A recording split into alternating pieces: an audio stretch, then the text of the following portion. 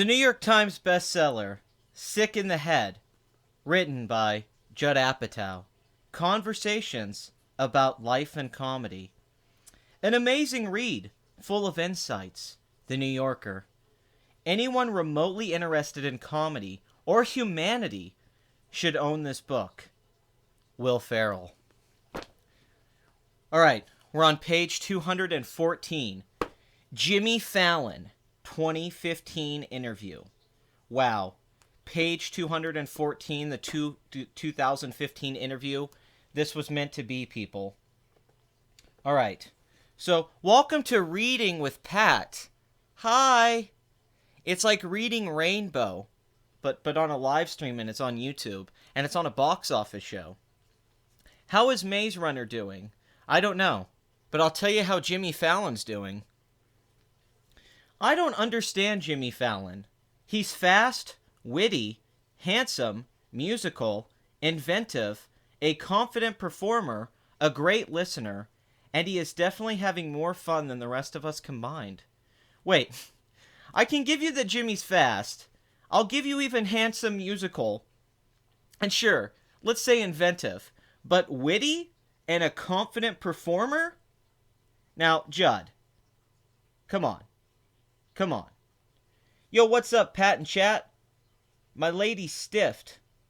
You like Pogo? I love Pogo. Of course I like Pogo. Pogo's amazing. So, yeah, I'm going to eliminate the idea that Jimmy Fallon's witty, because I've never seen him use an ounce of wit. And definitely confident. He laughs on every show, and he's very insecure. Jimmy Fallon's a good-looking guy. Yeah, women really like Jimmy Fallon. Nicole Kidman tried to sleep with him. That's all the confirmation you need, is that Nicole Kidman invited him over in her prime and was trying to seduce him, and this story's on the Howard Stern Show, and she has confirmed this. So yes, Jimmy Fallon is a handsome fellow. Wonder what we're going to get up to this Sunday. Well, if you guys would just listen, you would hear Judd Apatow talk about Jimmy Fallon. Jesus Christ. You guys don't know how to pay attention. I always thought comedy came from pain. I thought the people who created it were drawing from some bottomless well of existential angst. I thought it was impossible to do it well if you are also enthusiastic, hopeful, energetic person. Most talk show hosts are fun to watch because they seem so miserable. But Jimmy's the opposite. He is more of a Steve Allen or Martin Short type of guy. He is exactly what he seems to be when you see him on TV. A warm, chipper, funny guy. A good person. I wanted to speak with him to figure out how he became this way, with the secret hope that it would help me shed some of my old, boring, neurotic, my pain is so old I don't even remember where it came from bullshit. I think I got my answer, but I'm not sure I can make it work for me. I think he is happy because he is not a Jew. Well, those are some profound words right there. I forgot Judd Apatow was a thing. Huh. Nicole Kidman looked great in Killing of a Sacred Deer. Jeez Louise, Squeeze. Judd Apatow. I had the loveliest time with your wife at the wedding the other night. Jimmy Fallon. She just got back. She's like, thank God for Judd Apatow. He was fantastic. I was a stand-in for you. Did you do all my bits? Yeah, if she didn't look over, she may have thought that you were there. Was it fun or was it just a wedding? It was great. When you go to a wedding and Lionel Richie comes out and sings I'm Easy, what more do you want? Jimmy. Goosebumps. He was really funny too. I always get annoyed when someone like that is funny. I know. What did he say? I can only I can only do this if I get paid or invited or something? Yeah, laughs Judd Apatow. I wanted to say, hey, I used your song, Hello, in 40-Year-Old Virgin. But then I realized I used it in the sequence where Steve Carell prepared to masturbate. Jimmy. That's why I don't go out anymore. Because I'll see somebody, oh, hey, I just talked about you. I talked about you at bad plastic surgery. Sorry. That's your biggest conflict. You have no choice but to be nice to their face and then take them down in the monologue. What a big tough guy I am. Someone told me a funny story about the South Park guys. They had, I guess... Okay, have you guys had enough of this? Have you guys had enough of this? Hey guys, just came in. What did I miss? You made me read from the greatest book of all time. Ever. Alright, people. Welcome to Box Office Addict after we got over that introduction. This is my box office live stream that I do on Sundays where I talk about the weekend numbers and I break them down for you. I love that Jimmy Kimmel was laughing at Fergie's national anthem. Anyway, Fergie's national anthem, like she owns it. She reinvented it. It's hers now. It's no longer America. We talk about the weekend numbers, expectations versus reality, the budgets, what the studio wanted, what tracking was saying. We talk about movies here. I respond to the chat. It's basically just a free-form podcast. Anything can happen. But the center of it, the sweet spot, the G-spot, is the box office. And that's the sweet thing that I love because I'm a box office addict. I'm addicted, baby. So, let's talk about the weekend box office. Before we do that, if you guys have any questions, please put them in the chat, and I will get to answering them. Hi, Pat. How's it doing? I'm doing good, thank you. Thank you very much. Cuddles. Thank you. I hope this time it's more about family. Well, it's about family, and that's what's so great about it. What is flopping? Flopping is when a film costs a certain amount of money and then it doesn't make a return on that money. In fact, it typically means a film loses money. This is real insider talk here. Really, really heavy stuff. Kimmel looks like he is permanently allergic to cat hair. What is wrong with his face? I don't know. I really don't know what's wrong with his face. Anyway, the moderator of the chat is my great, great dear friend, the lovely Bathory, who is here. She will make sure none of you get out of hand. And I will... What did you think about Annihilation? I actually didn't get around to watching all of Annihilation, so I'll get on that. Let's play some basketball. Okay, we'll play some basketball, crazy. I'm all for that, crazy chameleon. Crazy, crazy, crazy, crazy, crazy chameleon. I know that. I never thought you would over-sexualize the national anthem, but apparently Fergie found a way. Life, finds a way. Always. If a lot of people love each other, the world would be a better place to live. When can we expect your Black Panther review? This week. It was supposed to be up this last week, and I only did Underrated Classics, a Goofy movie. I've had a lot of drama in my life. Did you ever get a tattoo of a movie? No, I have tattoos of superheroes only, comic book characters and stuff. Although I guess technically you could say they're film characters. I don't have any tattoos yet of movies, but I do plan on it in the future. I've been wanting to get a Loaded Diaper tattoo, the band that Roderick has in the Diver and Wimpy Kid series. And if you want to know how much I love the Diver and Wimpy Kid series, please go watch my video, Diver and Wimpy Kid, Cinematic Genius.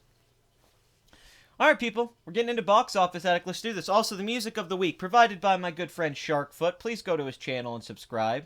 Sharkfoot_. He's only got 10 subscribers, and look how good the music is, people. All of the music on my channel comes from him, and it's good stuff. And then we got the Twatter. The Twatter. Okay, so let's start a little bit at the bottom, and then we'll work our way up, baby. Star Wars: The Last Jedi. 335,000. A 45% drop. The film is now at 618 million. 1,329 million worldwide. It is the highest grossing film of 2017. I don't think it's going to be the most profitable film of 2017. It could be, I don't know. That's still up in the air because it didn't perform so great like Force Awakens did, where that made $2 billion. So I gotta say, Last Jedi, its run's pretty much over. So this is probably going to be the last time we talk about it, at least in terms of box office, because there's really nothing else to discuss. Wonder, Steven Chbosky, $295 million on a $20 million budget. That was a sleeper hit. Really, people need to give that a lot of credit. Coco, Disney, $739 million worldwide, $208 million domestic. This is a $200 million film. That worldwide total is fantastic. It is definitely the front runner to win Best Animated Feature. Call Me by Your Name. The very critically acclaimed coming-of-age gay romance film. $28 million worldwide on a $3.5 million budget. Really, this film did underperform. It had a lot more hype, and they didn't capture that momentum when they had it. I, Tonya, $28 million domestically. I'm not sure what the budget on that film was. I'm sure it was at least $20 million, because they did a lot of CGI work for the ice skating. Lady Bird from Greta Gerwig, $47 million domestic, $52 million worldwide. That was actually kind of a surprise little hit when you think about it. That film might end up making $50 million when it's all said and done domestically. Darkest Hour from Joe Wright, $135 million worldwide. That's really good. Maze Runner: The Death Cure, which has been dropping pretty steadily. Now, the other two Maze Runner films each made $300 million worldwide. The first one's the only one that ever broke $100 million domestic. Now, this one seems like it's going to wrap up somewhere in the $60 to $65 million range, but it should be able to break $300 million worldwide. So this was a, decently successful franchise, and that budget's pretty good. All right, Phantom Thread, Paul Thomas Anderson. $32 million worldwide, $18 million domestic, $14 million foreign. I believe this film cost $30 million, $35, so I don't think they've made a lot of money back on that, because you have to include marketing as well, which it seemed like they actually did a lot of marketing for this movie. Sorry, drinking some water. Okay. Samson, $950,000. That's at $3.7 million. That's not really worth talking about. Winchester, $23 million, $9 million opening weekend. Helen Mirren, that didn't end up doing very well either. A lot of bombs in here. Now we're getting to some movies that did well. The Shape of Water, Guillermo del Toro, $110 million worldwide, $55 million domestic, $55 million foreign. Now, if you look at Guillermo del Toro's career, he hasn't had a lot of hit movies, and some people try to correct me on this, but it's not really that true. Like, Hellboy was basically a bomb. Hellboy cost $66 million to make. That's not including marketing. So Hellboy made $99 million worldwide on $66 million. It didn't even make its budget back domestically. And once again, that's not including marketing, distribution, and all that. So Hellboy really didn't make a lot of profit. It's shocking it even got a sequel. I mean, it couldn't break $100 million worldwide. That's rough. And I like Hellboy, the first Hellboy.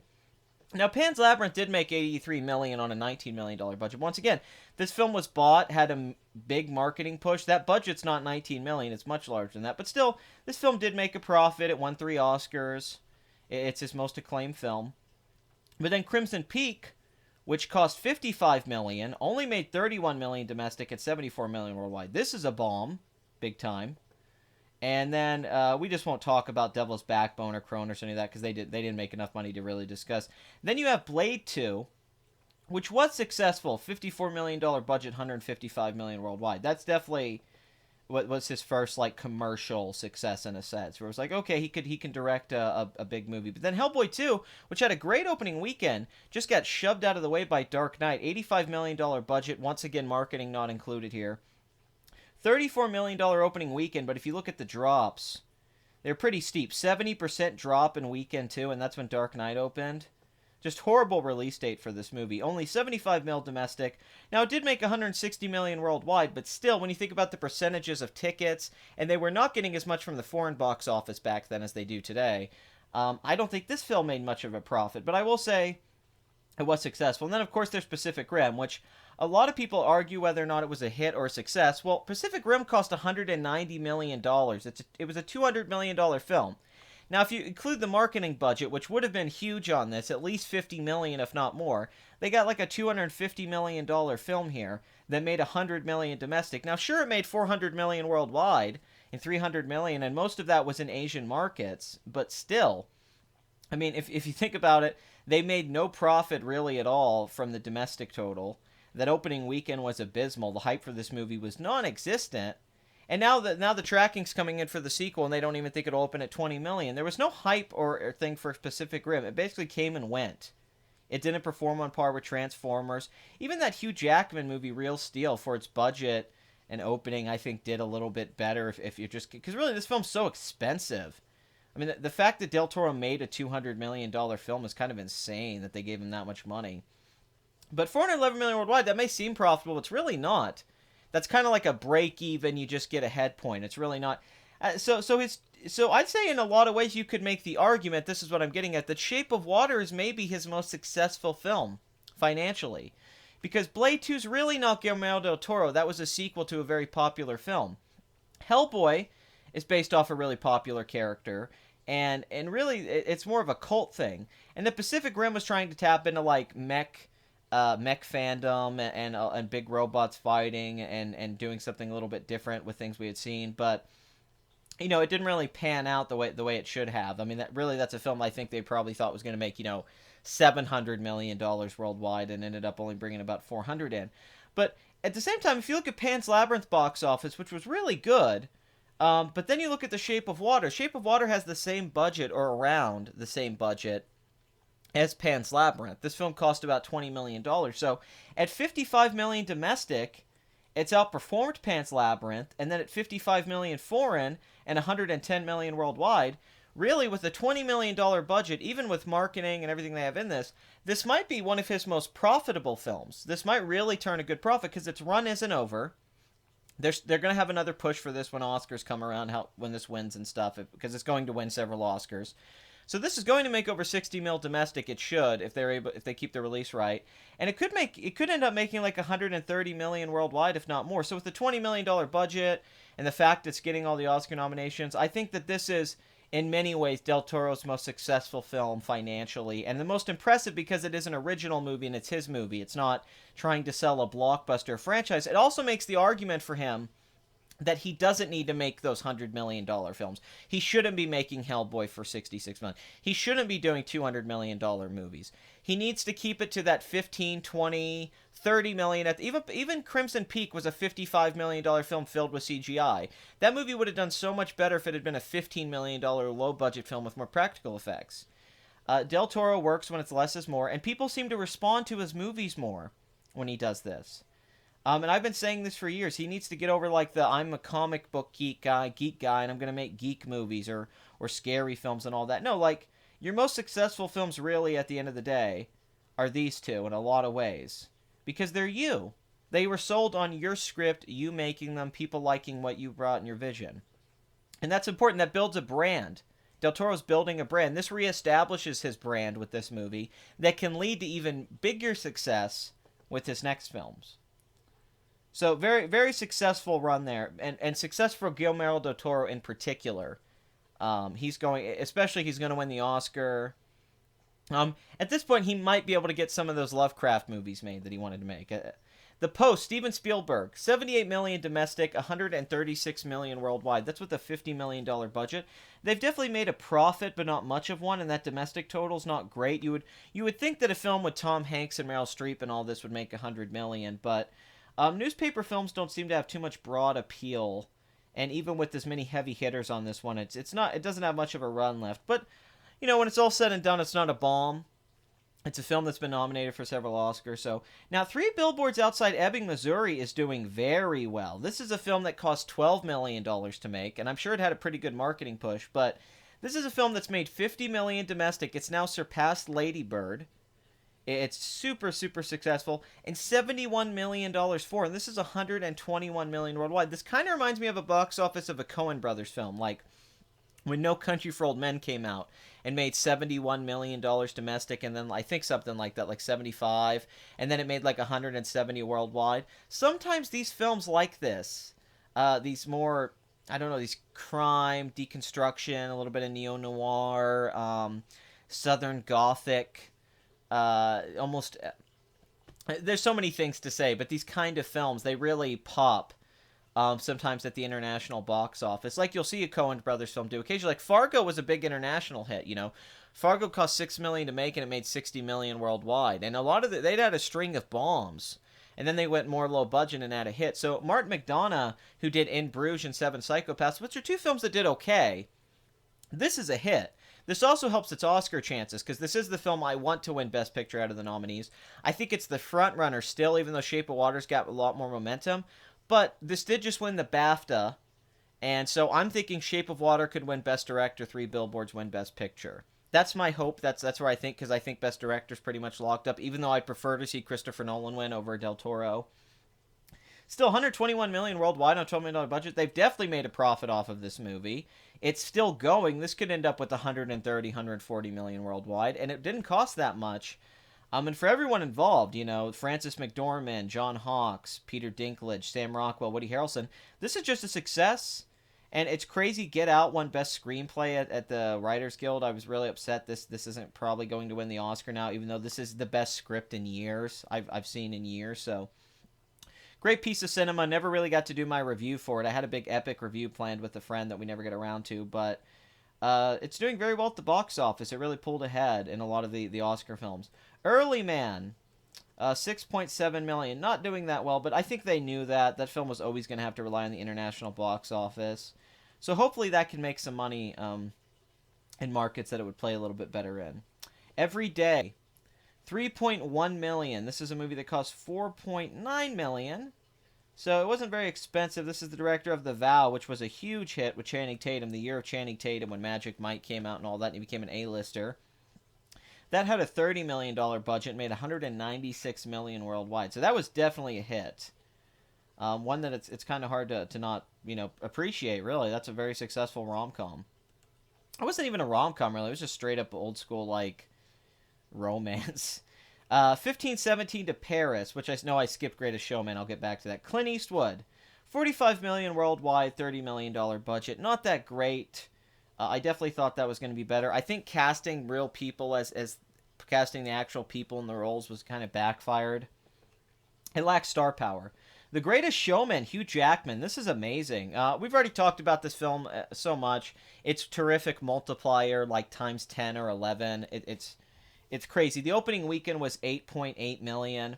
It's at $160 million domestic. That's better than La La Land and Les Miserables, which are the two most successful recent musicals. I don't think this will quite reach Chicago's $170 million, and that's not adjusted for ticket price inflation. But still, holy crap, for a film that looked like a bomb on opening weekend, and there were so many articles talking about it that way, and said at best this film could make like $85 million with good holds. And even I was saying that. It's had one of the best runs in recent years. And yeah, $84 million budget. And it seemed like that was a big budget. And it was like, man, this film's really going to have to make bank. But 160 domestic total is bank. That's major bank. And it's still going. $361 million worldwide. It should be able to break $400 million, theoretically. And they're doing a Broadway musical adaptation. That should be a hit. The music's done by the La La Land guys. Just for Hugh Jackman, who also has Logan, which was a big hit this year. This was one of his best years. This might be his best year just because he made this movie, and then he's a producer on Logan. He got Fox to give him the money, and it paid off huge in both ways. It paid off huge for Logan and this film, and now they're going to have a successful Broadway adaptation. And this all happened right before the Disney buyout. So now Disney owns this movie and the X-Men franchise. So Hugh Jackman taking Fox out on a high note with some well-produced stuff. Jumanji, Welcome to the Jungle, from director Jake Kasdan, who did this really underrated little gem, the TV set, and directed Orange County and Walk Hard, Bad Teacher. which for a while was his most successful film. He's most famous probably for Freaks and Geeks, but Bad Teacher, which was kind of confirming that Cameron Diaz is a movie star. $20 million budget, $216 million worldwide. That was like one of those surprise hits that year. This film, on the other hand, is more than a surprise hit. It's a massive blockbuster. It's one of the most successful films of the last few years. $90 million budget, $387 million domestic, $919 million worldwide. So this is just crazy. I would have thought 600 million, 700 million, 800. I mean, at first I thought 500 was the top, was like the top it could go. And there was a point in my head, I go, okay, this will make about 250 mil domestic, 300 foreign. So let's say about 550 worldwide, which I thought, man, that's crazy. That's huge. Rock, Jack Black, Kevin Hart, like just a movie to push them. Just a basic comedy with them. Like, not that different from a lot of the other stuff they do, but this more high concept and they have an IP. Man, did this pay off to make a Jumanji 2. Holy crap, did this pay off. And then it was a sleeper hit, and it was such a surprise to a lot of people. It had a great opening weekend, a really solid one, especially for its budget. But man, that domestic total is a beast. This is now going to pass Guardians of the Galaxy Volume 2. Domestically. It's already passed it worldwide. This has surpassed all the comic book films worldwide of last year. And domestically, the only one it hasn't surpassed is Wonder Woman. And its budget is the lowest out of all of them at $919 million worldwide. And this is Sony.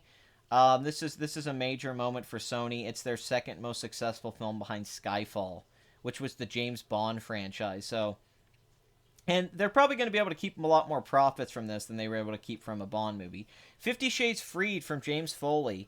$55 million budget, $89 million domestic, $320 million worldwide. Now, the last film in the franchise, the first film's opening weekend was $85 million, which was crazy. And then it made like $166 million domestic, and I think about $500 million worldwide, around there.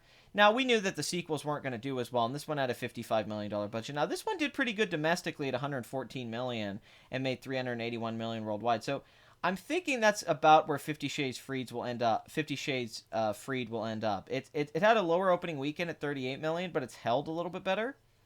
It should be able to scratch $200 million or around there, and it's at $320 million. So if it can reach that 380, even though it doesn't need to, this movie's already made a profit because of its worldwide total. And it's a successful trilogy overall. Those are three successful movies. Sure, the first one, if they had built on that and been able to go somewhere with it, it would have been a lot better. But that's just the way it is sometimes. Okay, I'm going to look at some of your questions here. Give me a sec. Geez, it's almost at 1 billion. Yeah, I know, it's crazy. It's really crazy. I'm not a huge fan of Cameron Diaz either, excluding, like, Back in the Mask when she was one of the hottest chicks ever. And I really like her in, damn it, the Cameron Crowe movie. Crap, it's Vanilla Sky. There's that scene where she picks Tom Cruise up in the car. That's one of the scariest scenes I've ever seen in a movie. It's an insane movie. Are we going to get a Pat 50 Shades Great Shitology? Maybe. We might. Will Jumanji hit 1 billion? I don't think so, but I don't think it's that far. I think it'll get closer than we all thought. The only reason Pacific Rim got a sequel because it did well in China, and China owns Legendary Pictures. Yeah, that's all it really is. They honestly should have just made a Chinese film. They honestly, like, I don't even know they got John Boyega. They should have just made Pacific Rim 2 in Chinese with all Chinese actors and a Chinese director and everything. It would have done better. They may have had a movie that could have made hundreds of millions of dollars in China. Who cares how it does domestically or in Europe and stuff?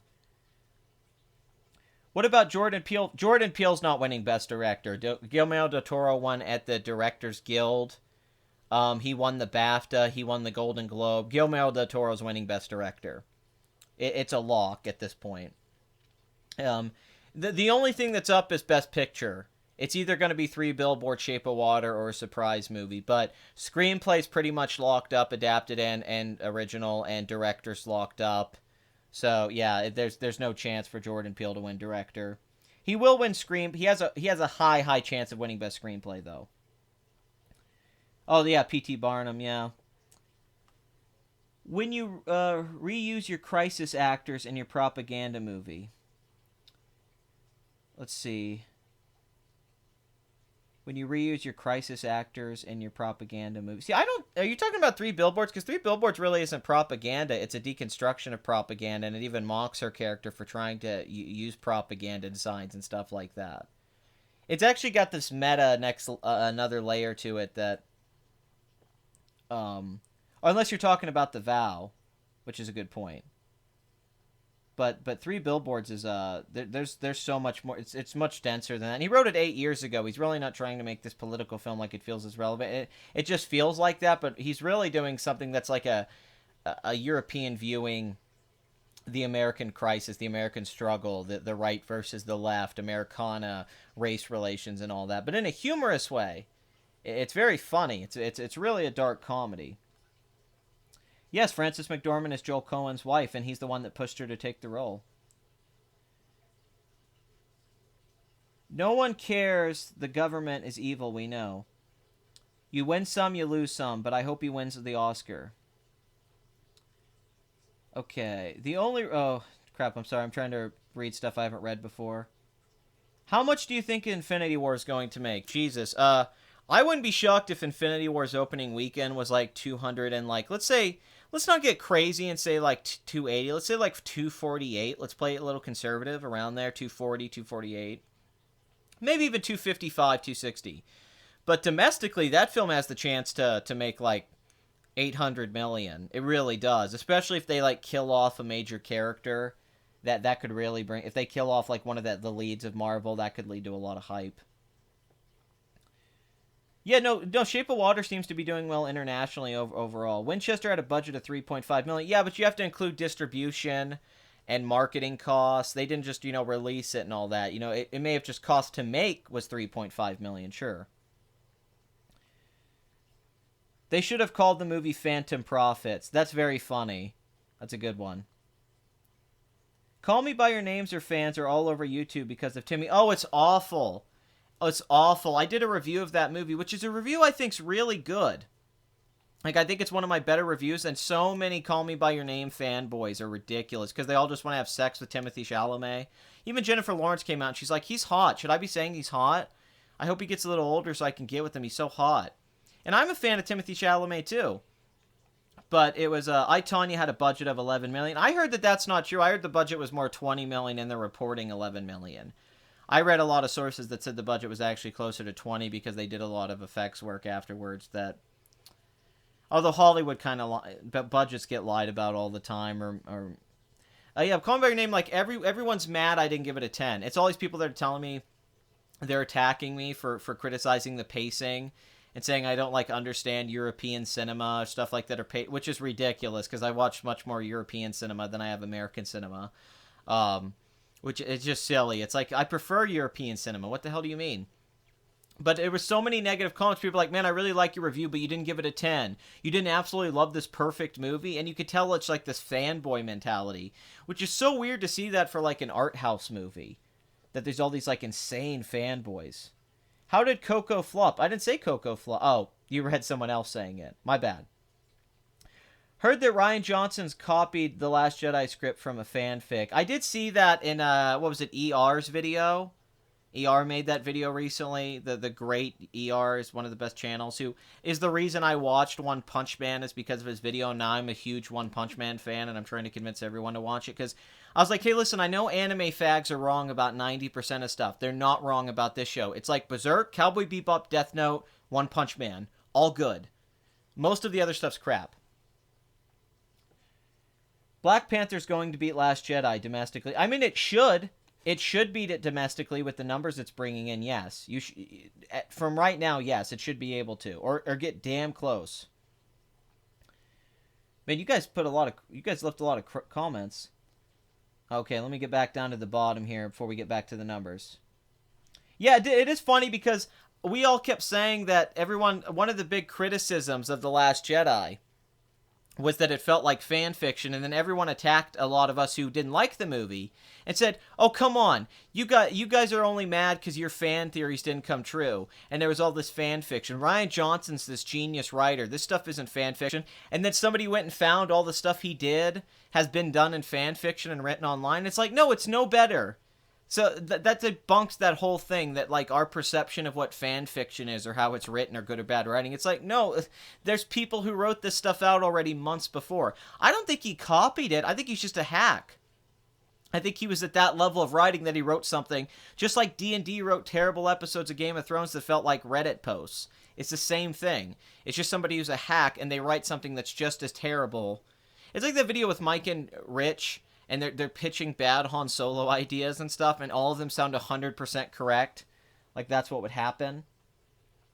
You should do a video about One Punch Man. No, I was pitching it to my friend. I was trying to sell him on it, and he kept saying, you're just sounding like Bill Burr talking about One Punch Man. He said, you're just Bill Burr doing that video talking about how great. Bill Burr only watched a few episodes, and I'm like, no, One Punch Man's genius. He says that he can't let some guy go kill a kid because of birth rates these days. That's my kind of crap, man. Yeah, Trigun's good, but it's not like a masterpiece or one. For me, Trigun's really good. It's a good show. But I've only seen a few anime that really transcend the genre and the trappings. But One Punch Man's terrific. Like I said, it's the Watchmen of anime. It's a great play on Toriyama. And it's a great play on the Superman mythos. And then, yeah, there's an episode with a bunch of socialists who are just trying to get out of work. It's great.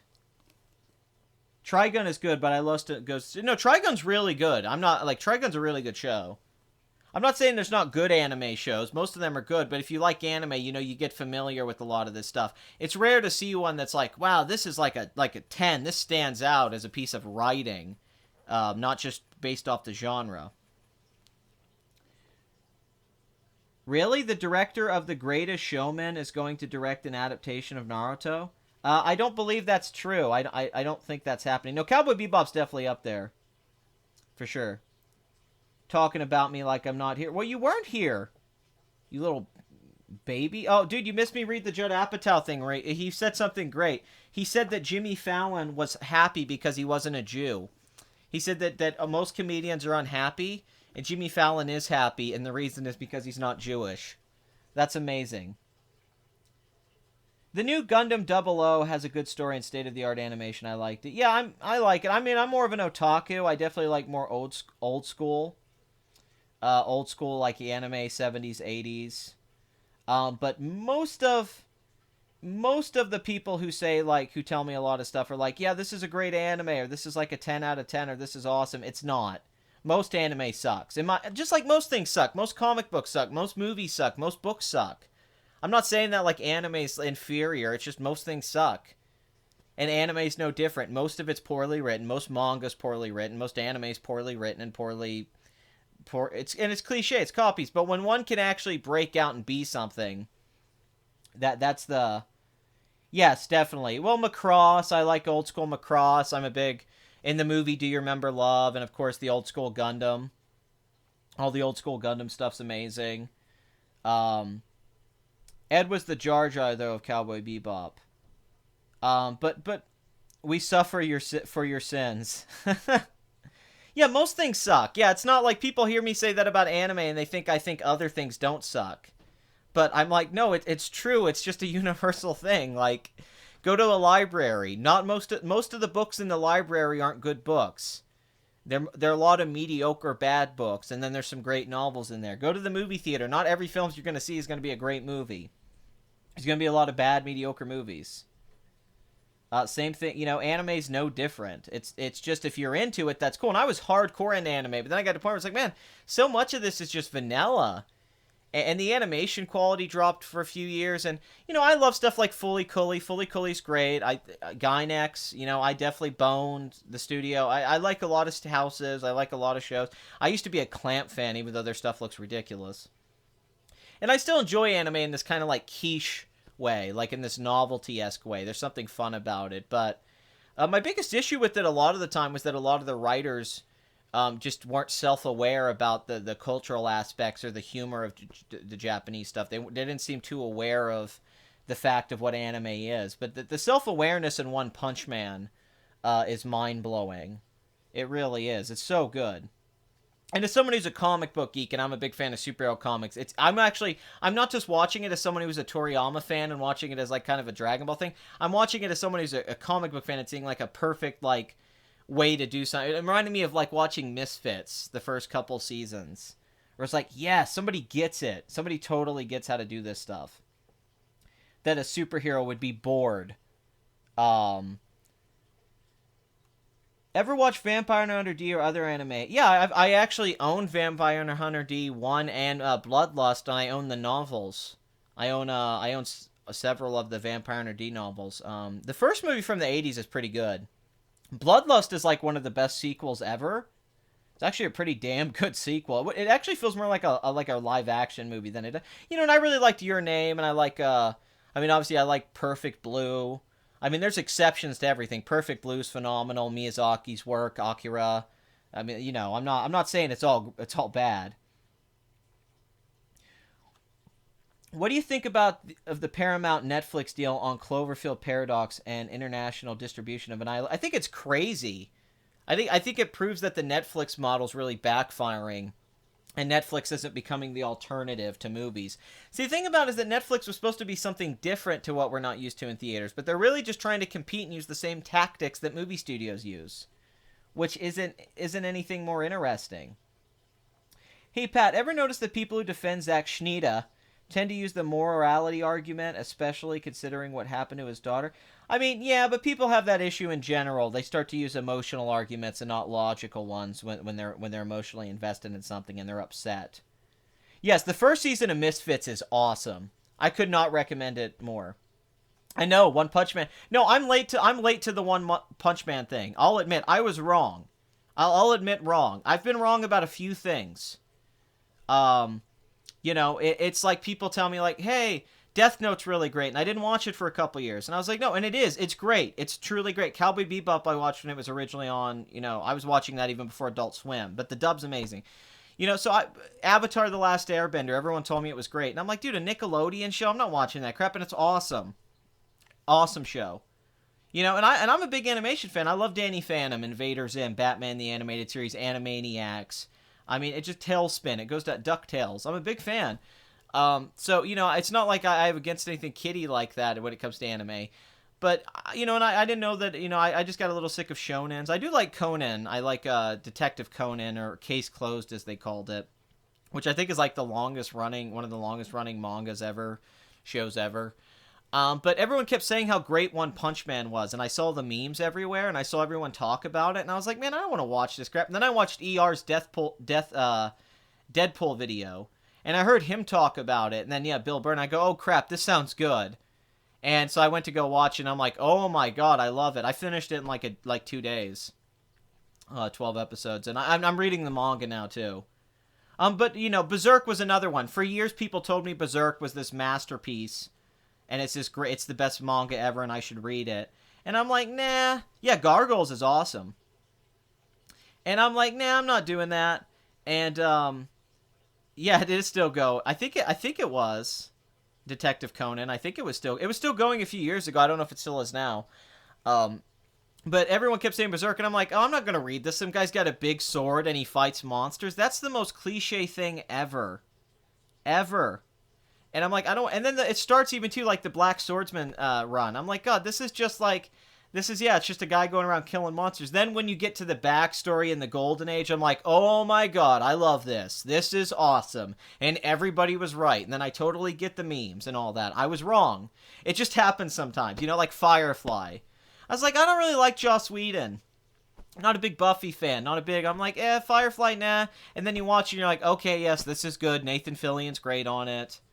It's a good show. I think Man of Steel is that bad, personally. I think the second half of Man of Steel is awful. The first half isn't so bad. But once he gets to the 45-minute fight scene at the end, no. Oh, man, Mission Hill. I love Mission Hill. I'm the Grubermeister. I'm gonna get me a little. I'm the Grubermeister, Mom, Dad. I want to change my name to Grubermeister. I'm so drunk. I want to be drunk forever. Mission Hill's terrific. Like, the younger brother moves in with this older brother who's just a jackass who works at a grocery store. They need to do a movie adaptation or bring that show back. That show was so good. I'm going to go in my room and masturbate. Amazing show. Yeah, I saw the Philosophy of One Punch Man video, but that's not what got me. It was definitely the ER video where he talked about how it does real subversion. And I was like, oh, crap, yeah. And I like some old school stuff. Neo Tokyo, Robot Carnival, Wicked City. I know the directors, Rentaro. I know Katsuhiro Otomo. I know a lot of the old school guys. I heard Bright on Netflix was really bad. Oh, I'm sorry. I'm not trying to skip anything, man. There's just a lot of you guys are putting up stuff. I don't know if you were asking me something. Are you Fargo series fan? Yes and no. I think it has greatness in it, but I don't know if every season's consistently great. JJ is more about reminding you how movies are like other better movies. Yeah, that is his tactic. That's definitely true. Yeah, I've seen Mission Hill like several times. That used to be on Adult Swim. It started on CW, I think. Home Movies too. Brandon Small. That wasn't originally an Adult Swim show either. I'm trying to find Gargoyles. I'm Fallen. I don't see your question here. Dude, read Parallel Paradise. Oh, okay. Netflix is not the solution. They are part of the problem. I agree. I totally agree. They should reboot Mission Hill. Yeah, it's so good. Yeah, Fist of the North Star, man. Yeah, Kenshiro. Fist of the North Star is awesome. I got my friend into it. I told him how great it is. I was like, listen, it's about a guy who walks up to people and he punches them several times, and then he says, you're going to die in 30 seconds. And then a timer comes on that counts down from 30 to 0, and then the people just explode from just whatever he does, his fingers, and they explode, and it's like green blood. It's awesome. Freaking awesome. Love it. Real classics like Angel Blade, Bible Black, Cool Devices. I've also seen Bible Black, yes. I think everyone's seen Bible Black. I literally don't know any girl I've ever met that's... I'm not kidding, like girl and guy who hasn't seen Bible Black. I was shocked how many chicks had seen it that I knew. It's like, oh, you guys are really into this. God, the live action Fist of the North Star is awful. First violent cartoon I saw was Fist of the North Star. Yeah, I was a big fan of Ralph Bashki when I was a kid. Yeah, there's a bit of a proto Fist of One Punch Man to Fist. It definitely has that self-awareness of the unbeatable hero. I definitely get that. But crap, what was I talking about there? I forget. Yeah, one cartoons I watched. Ralph Bashki, who made very adult stuff when I was a kid. I was a big Don Bluth fan when I was a kid. And Secret of Nim and all that stuff. Yeah, it's weird. Well, the thing about Bible Black is it's one of the only hentais with decent animation. Most of them don't have very good animation. Most of the time it's very cheap looking and terrible. But Bible Black actually has decent animation, and there's actually a plot and a mythology and a backstory and a lore, and it has character development. Like, I remember when I was watching Bible Black as a teenager, I got into the plot, and I was like, wait, this is weird. And it's got some of the, and it's the implication of that show. It has some of the most screwed up stuff about it, like the psychology of it, how it gets in the characters' heads about the sexuality, because it uses the sex, the characters use it as a control thing, and they use it against each other. So it's not just like, here's a sex scene because it's a hentai and it needs to have this. It's part of the plot, which did make it feel unique and a little bit better than your typical. Yeah, it was. It looked good. I mean, it's got night shift nurses. Samurai Jack is phenomenal. The first 5, the original run's credible, and when the new season started, I have a review up here. The first 2 or 3 episodes are incredible. Like episode 2 of Samurai Jack season 5 is one of the best things I've ever seen. Gandhi Tartakovsky's masterpiece. The last few episodes of season 5 of Samurai Jack almost ruined the whole show for me. You can hear me reviewing the finale with my friend Sharkfoot, and we're having a hard time accepting how bad it is. Like, really how bad it is. Yeah, well, that's recently. I'm talking old school.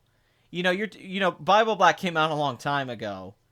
God, we're talking, like, well over a decade ago. I mean, back in the day, a lot, like, when you would go to, like, an FYE, or you'd go to, like, a Sam Goodies or a Suncoast and go buy hentai, and all of it was crap. It was, like, the softcore stuff. The original, I'm a huge Gandhi Tartakovsky fan. I love Dexter's Laboratory. I love Hotel Transylvania, the first one. I love the Clone Wars cartoon. Everything is brilliant in Samurai Jack, the original standalone episodes. The new season was brilliant. The first half of it was genius. The second episode where Jack has to fight them and survive, the Daughters of Aku, And at the end with the wolf, masterpiece. One of the best episodes, best action bits I've ever seen. Literally a masterpiece, that second episode. Blew me away. I have a review on it where I'm just gushing. And at that point I thought, Genndy is back and better than ever. But yeah, what he ends up doing with the romance, the ending, the finale sucks. The finale legitimately sucks to Samurai Jack. It ruins so much of the show. The romance that gets introduced in the second half, and it just kind of falls apart, unfortunately. It really does. Because even now, it's funny, I had a comment recently, goes, man, it's so crazy to hear you be so excited for the first couple episodes. And then hear that we all didn't know how this was all going to be. Because, man, the disappointing to Samurai Jack. That ending sucked. Genndy totally blew the ending. The finale's so anticlimactic and not great. Like, it's just like, oh my god. But Clone Wars was awesome. The original Clone Wars that Genndy did, those 5-minute shorts. Have you ever walked out of a movie? I kind of have a rule that I won't let a movie beat me. Yeah, no, the old school days. Dark. Yeah, like, I'm talking back, because when I was a teenager, that was a long time ago. I'm 27. I'm not 20. So when I was watching hentai, I was like 16. And back then, I remember, because, man, I was downloading it back then. I was downloading it on LimeWire and stuff. It was crazy. I wasn't, like, you couldn't even really stream it that well back then. You had to download stuff. It's crazy to think about everything's just streaming now. Don't forget Evangelion, despite... Yeah, the first like, half of Ava's great, for sure. Like, the first half's really solid.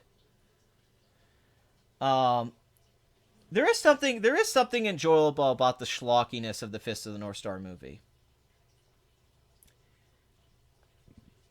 The Last Jedi almost beat me after Rose kissed Finn. I mean, I've almost walked out of a movie. I went and saw The Dukes of Hazzard and Scary Movie 4. And I've almost walked out of both of those. That was very rough. See, my sister used to get off work, and I would go pick her up when I was a teenager, because I was driving. I was 16, and I was trying to drive more to get experience. So, she would go to work, and I would drop her off and pick her up, because it was just more convenient too. I would get driving in, and I would use the car. No, I had my own car, and my parents had a car, and she had a car, but we just kind of did it for convenience. It saved gas. So I would go pick her up from work, because I think she just got out of high school. She was probably 18 or something, maybe even older than that, like 19 or something, because if I was 16, she's older than me, so she might have even been 19, 20, but I would go pick her up, so I'd go to the movies before she got off work. So I would just go see whatever was on. Like, whatever was on at the theater, I had to go see in my town. We only had, like, 4 screens.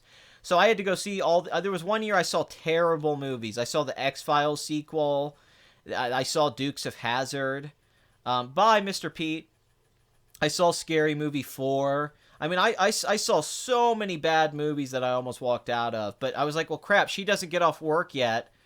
And I don't really have anything else to do. So if it hadn't been for that, I probably would have walked out of more movies. I just got more selective. I don't go see movies I don't go see movies now I'd walk out of. It used to be I went to go see a lot of movies and I didn't care if it was good or bad. But now, I don't really go out to the theater unless I have to, like, if I have to review it. Like, I didn't want to go see the Emoji Movie, but I wanted to do a review for the channel, so I did it. I didn't want to go see The Nut Job 2, but I did it for the channel. So if I have a reason to go see a movie, I'll go see it. But I don't go see movies casually anymore, and I don't think many people do, really. I remember how casual it used to be to go to the movies on the weekend, and you didn't really care if it was good. You just went. I don't do that anymore. I'm like, I'm not going to go see a movie I know I'm not going to like. What's the most overrated movie you've seen? Gladiator. Hey, Pat, if Cary Fukunaga ever adapted Evangelion someday, would he change the ending into something more conclusive? Probably, even though there is an odd similarity to that True Detective ending, but that's not him. He's a good pick, though. That's a real. I agree. I like the Starsky and Hutch movie quite a bit. Todd Phillips, before he made the Hangover movies. I also like Road Trip, and Old School. But I think the Starsky, that might show up in underrated classics. I actually like that movie quite a bit. Dukes of Hazzard was really bad. No, it was bad. No, Starsky and Hutch is good. It's the opposite of Dukes of Hazzard. Dukes of Hazzard's awful. When State chooses movie is you got the Emoji Movie, Ask Dubai. That's a good point. Where are we at on length here? Oh crap, we're almost at an hour. I need to get back to the box. I guess we need to talk about Annihilation. This is a weird one, right? This is on Netflix, right? Can you guys tell me, is this on Netflix while it's being released in theaters at the same time? You're my boy, Blue. You're my boy. I don't mind Gladiator, but I've only seen it once. So I don't even. It's just the question was overrated. I'm not necessarily. I mean, I think Gladiator's a bad movie, but the most overrated movie, yeah, for me, it's I can't think of anything that comes close because I don't think Gladiator's even a good movie, and a lot of people consider it one of the best films ever made. And it won Best Picture. I mean, it's universally thought of by a lot of moviegoers as a masterpiece or something, and I think it's like a really, really bad movie. Because of your channel, you can write off the money you spend on movie tickets from your taxes. I don't need to do that, though. Like, basically, if I upload a review, I get my money back from the ad revenue. It's only on Netflix in Europe. Oh, that makes sense. No, Netflix and... Okay, so Paramount's releasing it, and then it's going to show up on Netflix after it's on... It's on Netflix. Okay. Oh, wait, so Bathory has it on Netflix, but we don't. Because Bathory doesn't live in America. Damn you, Bathory. Damn you, woman. It isn't good. Some people have told me it's great, and other people have said it's not good, so I don't know. I really like Alex Garland. I like Sunshine until the ending. I loved Ex Machina. What I've read from a lot of people is that Annihilation has a great first act, and it starts good, and it just gets more disappointing as it goes on. Okay, so Bathory has it. Yeah, I want to see it. I really like it. I thought it was going to be on Netflix, though. So that's a little bit upsetting. Really, this isn't a bad opening weekend when you think about it. My most painful movie experience? Pirates of the Caribbean 3 at World's End. That was pretty rough. That was a 3-hour movie that I wanted to leave the whole time, and I hated it. Is it just me or Paramount worse than Sony? They're certainly not better. Ex Machina was great. I have a review up for that on this channel from way back in the day, and I'm like, this is going to get a screenplay nomination, and it did. Because it was a great script.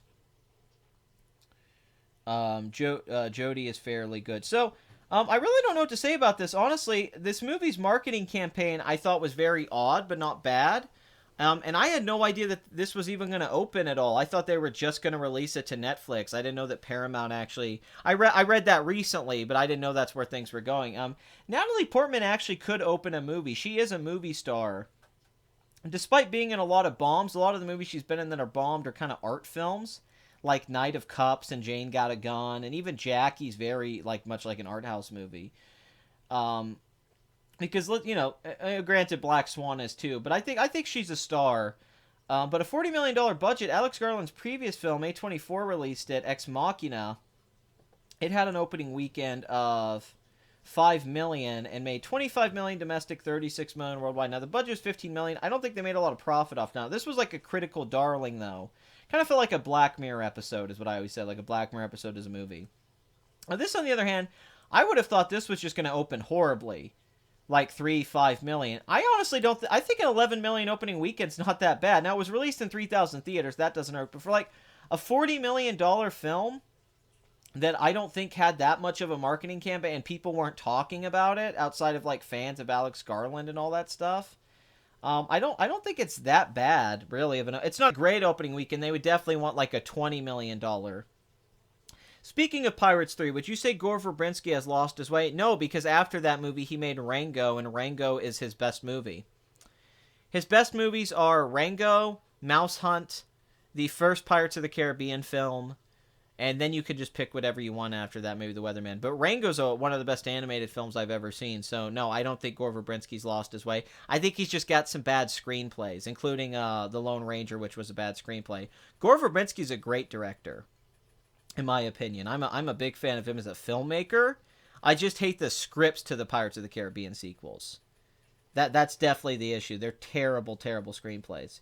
Yeah, she's very pretty. One I'd recommend is All the Beautiful Girls, her real breakout movie, even really not The Professional, where she's basically having a romance with Timothy Hutton. She's wonderful in that movie. Very wonderful. No, she's definitely one of the prettiest actresses we've had in the last 20 years or so. She's got one of the nicer faces we've had in modern times. Yeah, dude, I've seen everything Gundam. I've pretty much seen everything Gundam up until recently. Eighth MS Team's the best Gundam series that I've seen is Eighth MS Team, 0080 War in the Pocket. That's a wonderful series. And Eighth MS Team was wonderful. Zeta Gundam, the original series. 0083 was really good. I like Gundam Wing, but it's aged really weird. It's kind of aged and it's very 90s. But I still like Gundam Wing. I still think that's a very good show, and I own the DVD of it. The Char's Counterattack is awesome. There's a lot of good Gundam stuff. Gundam's really fun. I think it kind of dropped off there for a while. Certainly the 2000s era, I was not nearly as much into Gundam. Gore Verbinski's Cure for Analysis was a swing. And yeah, that's the thing. That movie had great filmmaking and its cinematography. It just had a horrible script. I still think that Bioshock movie he was going to make would have been very interesting. The thing with Pirates is the script. The actors are okay. The first one was... Yeah, it's the scripts. Yeah, War in the Pocket is amazing. 0083 is great too. Yeah, War in the Pocket has one of the most sad endings I've ever seen. It's awful, man. Like, the kid just crying at the end. He's just... Al, I think's his name. It's Al. He just stands there in line at the end. He just cries because of what happened. It's a very emotional movie. I've seen movies so bad you people wouldn't believe. Dukes of Hazzard off the Shoulder of Orion. I saw scary movie sequels in the near dark. All these movies will be lost. Like shit in a toilet. That's a better one. That's a better one for you, Blood Money, than Tears and Rain. Yeah, no, Gundam Wing does have one of the best villains. For sure. For sure. There's no doubt about it that Gundam Wing had a great antagonist. And I'm a Hiro Yui fan. I know he's a cliche anime guy, but I really do. Wow, you're a Gundam expert? I thought you might turn on to Gundam as my new favorite. Yeah, no, I am kind of a Gundam expert. I'm not going to lie. When I said I used to like anime, I mean I used to like anime. Like, I used to be on anime forums and all that stuff. Like, I liked anime a lot. I watched a lot of it, and I've seen Gundam shows that crazy. I mean, G Gundam I've watched several times. I mean, they used to show them on Toonami and stuff. I was a Toonami fan. But even beyond that, I just like Gundam. I'm an expert in a lot of geek things, though. I kind of try to play it down a little bit. I know, well, not an expert, but I know a lot about comic books and anime and animation and video games. And a lot about, just in general, I know a lot about that kind of stuff. I just don't want to talk about it all the time. You know, you don't want to waste all the topics that you can have. I might talk about anime down the road eventually. What is the most bingeable Gundam series? Bingeable is a good question, because that does make it very specific. Probably, I don't know, Zeta Gundam might be, but I actually think Gundam Wing's the most fun to watch in a lot of ways, because it's so cheesy. Although my biggest thing, here's the problem with Gundam Wing. Duo Maxwell should be the lead character. I talked about this with my friend. Hero's a great character, but Hero would work so much better as a supporting character. Because Hero's awesome, but he's just too stoic as the lead. Duo's like the one that has all the personality. He's great. The voice actor's great. When Death Scythe blows up, he goes, "No!" It's awesome. And Duo's actually a cliche kind of protagonist, but they do new things with him. And he's got great motivation. So for me, Duo would be the one that would be piloting like Wing Zero, and maybe Hero would be the one piloting Death Psych, because I think it would work. Because I think Duo kind of steals that show. Yeah, we are. We're talking about anime. Thank you. Yeah, but Gundam and Ghost in the Shell was hard to follow on. It was. They didn't always show it in order. For sure. Apparently, Gore Verbinski's movie was originally going to have werewolf bunnies. I know. I remember when I read that. Gundam Wing Endless Waltz is of the losers is much better retelling of Wing, where they get back. Dude, I agree. Endless Waltz is really good. What Endless Waltz does that the show lacks is how they handle Project Meteor. Because in the original series, you never fully got like a sense of what was totally going on with that. You did somewhat. But then in the plot twist of Endless Waltz, that you find out that this whole time that that there was this whole plot line about Project Meteor that was going on. Because you find out in the show, in the original show, that basically the Gundam pilots were all set up. They were basically brainwashed to become terrorists and fight for the colonies, the independence of the colonies against the Federation of the Earth. But in Endless Waltz, you find out that they were just... It goes even deeper than that. That they find out that... Because the colonies betrayed them in the original show. at one point. But what they find out in the movie, I believe, I'm trying to remember specifically because it's a great plot reveal because you get all their backstories and you find out that a lot of it was just by pure luck. Like they didn't become the Gundam pilots by sheer programming. Hero did. But a lot of it was just like somebody had a story and they met a Gundam. They met up with the guys who created the Gundams. They had the Gundanium armor. And then when you find out there is that Project Meteor, I think it was called Project Meteor. Man, I'm checking out. Yeah. Sorry. Yeah, no, Endless Waltz is a damn good movie. I think what they find out in that is that it never mattered. There's this hopelessness and nihilism to their struggle in Endless Waltz. Is that they find out that it never mattered, that they were all just pawns in this long game from the beginning, that it was always set up to screw them over.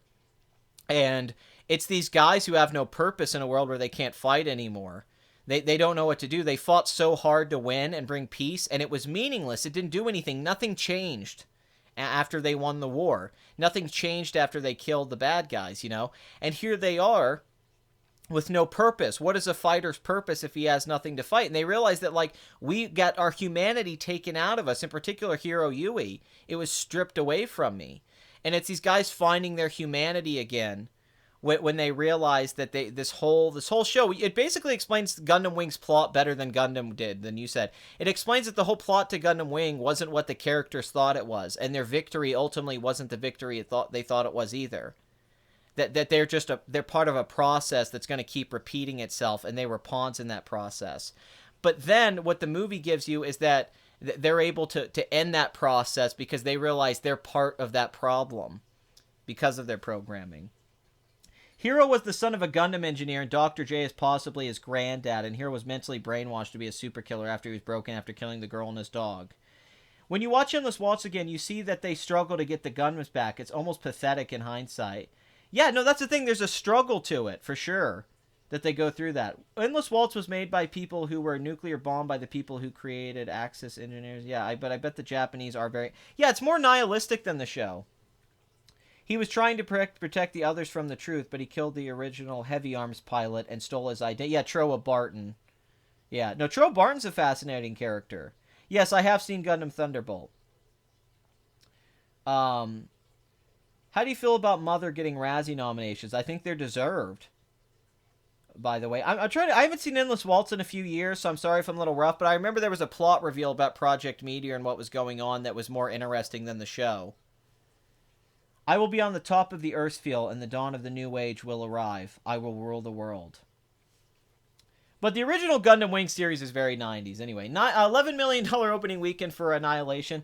This is better opening than Alex Garland's previous movie. Now, Alex Garland's a very talented guy. He wrote the novel The Beach, which I'm a big fan of, but I'm not a fan of the movie adaptation. He also wrote 28 Days Later, which was a great movie until its third act. He wrote Sunshine, which was a great movie until its third act. He did the adaptation of Never Let Me Go, which is an overrated novel. He worked on the script for Dread, which was awesome. Ex Machina is his best script because it's the only one with a good third act. And now he's got Annihilation, which I have yet to see, but I'm excited for. But overall, this isn't a great opening weekend. This isn't like Arrival, which opened to 24 million. But this isn't a horrible opening weekend either. I think it opened surprisingly okay. And I think a lot of that might have to do with the Natalie Portman factor. Peter Rabbit, $12.5 million, $71 million domestic, $50 million budget. This really isn't doing that great. It's doing okay. And it's what you expect. This kind of reminds me of that movie Hop with Russell Brand.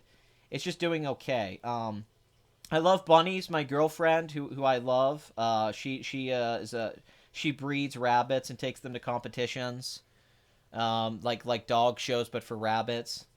And we have two pet rabbits, Harambe and Phil. And she has a barn of several rabbits. She has like a barn filled with rabbits that takes a rabbit show. So I have a love for rabbits. So this movie would typically appeal to me, but unfortunately, it's got James Corden in it, and the trailers looked like crap. So I guess I have to keep watching Watership Down and Donnie Darko. There's just not enough good bunny movies out there. It's just the way it goes. I think the Raid was better, but the second one was crap. The second one's definitely disappointing, but the last half hour of the Raid 2 is pretty awesome. Like the last stretch of the Raid 2 is pretty awesome all around. Are you saying that Natalie Portman is box office poison? No, I'm not. I think she actually is a box office draw. She just doesn't. She's really just done a bad job of keeping her celebrity status up. She doesn't seem to care. She didn't keep herself in the light. I think she could have. But the last half hour of the raid's awesome. The raid 2, like when it actually becomes kind of the raid again. And he starts fighting his way up the tower, and he fights the kitchen fight's like an awesome fight. The kitchen fight in the second movie's awesome. Yeah, rabbits don't really kick that bad, honestly. If you start playing with them a lot, they're really sweet. Rabbits will bite you if they're not trained and bred properly. They do not do that. My rabbits do not bite. My girlfriend's rabbits do not bite. I have a pet rabbit. He would not bite you. He only bit me once because I put a treat in his mouth and he bit my finger.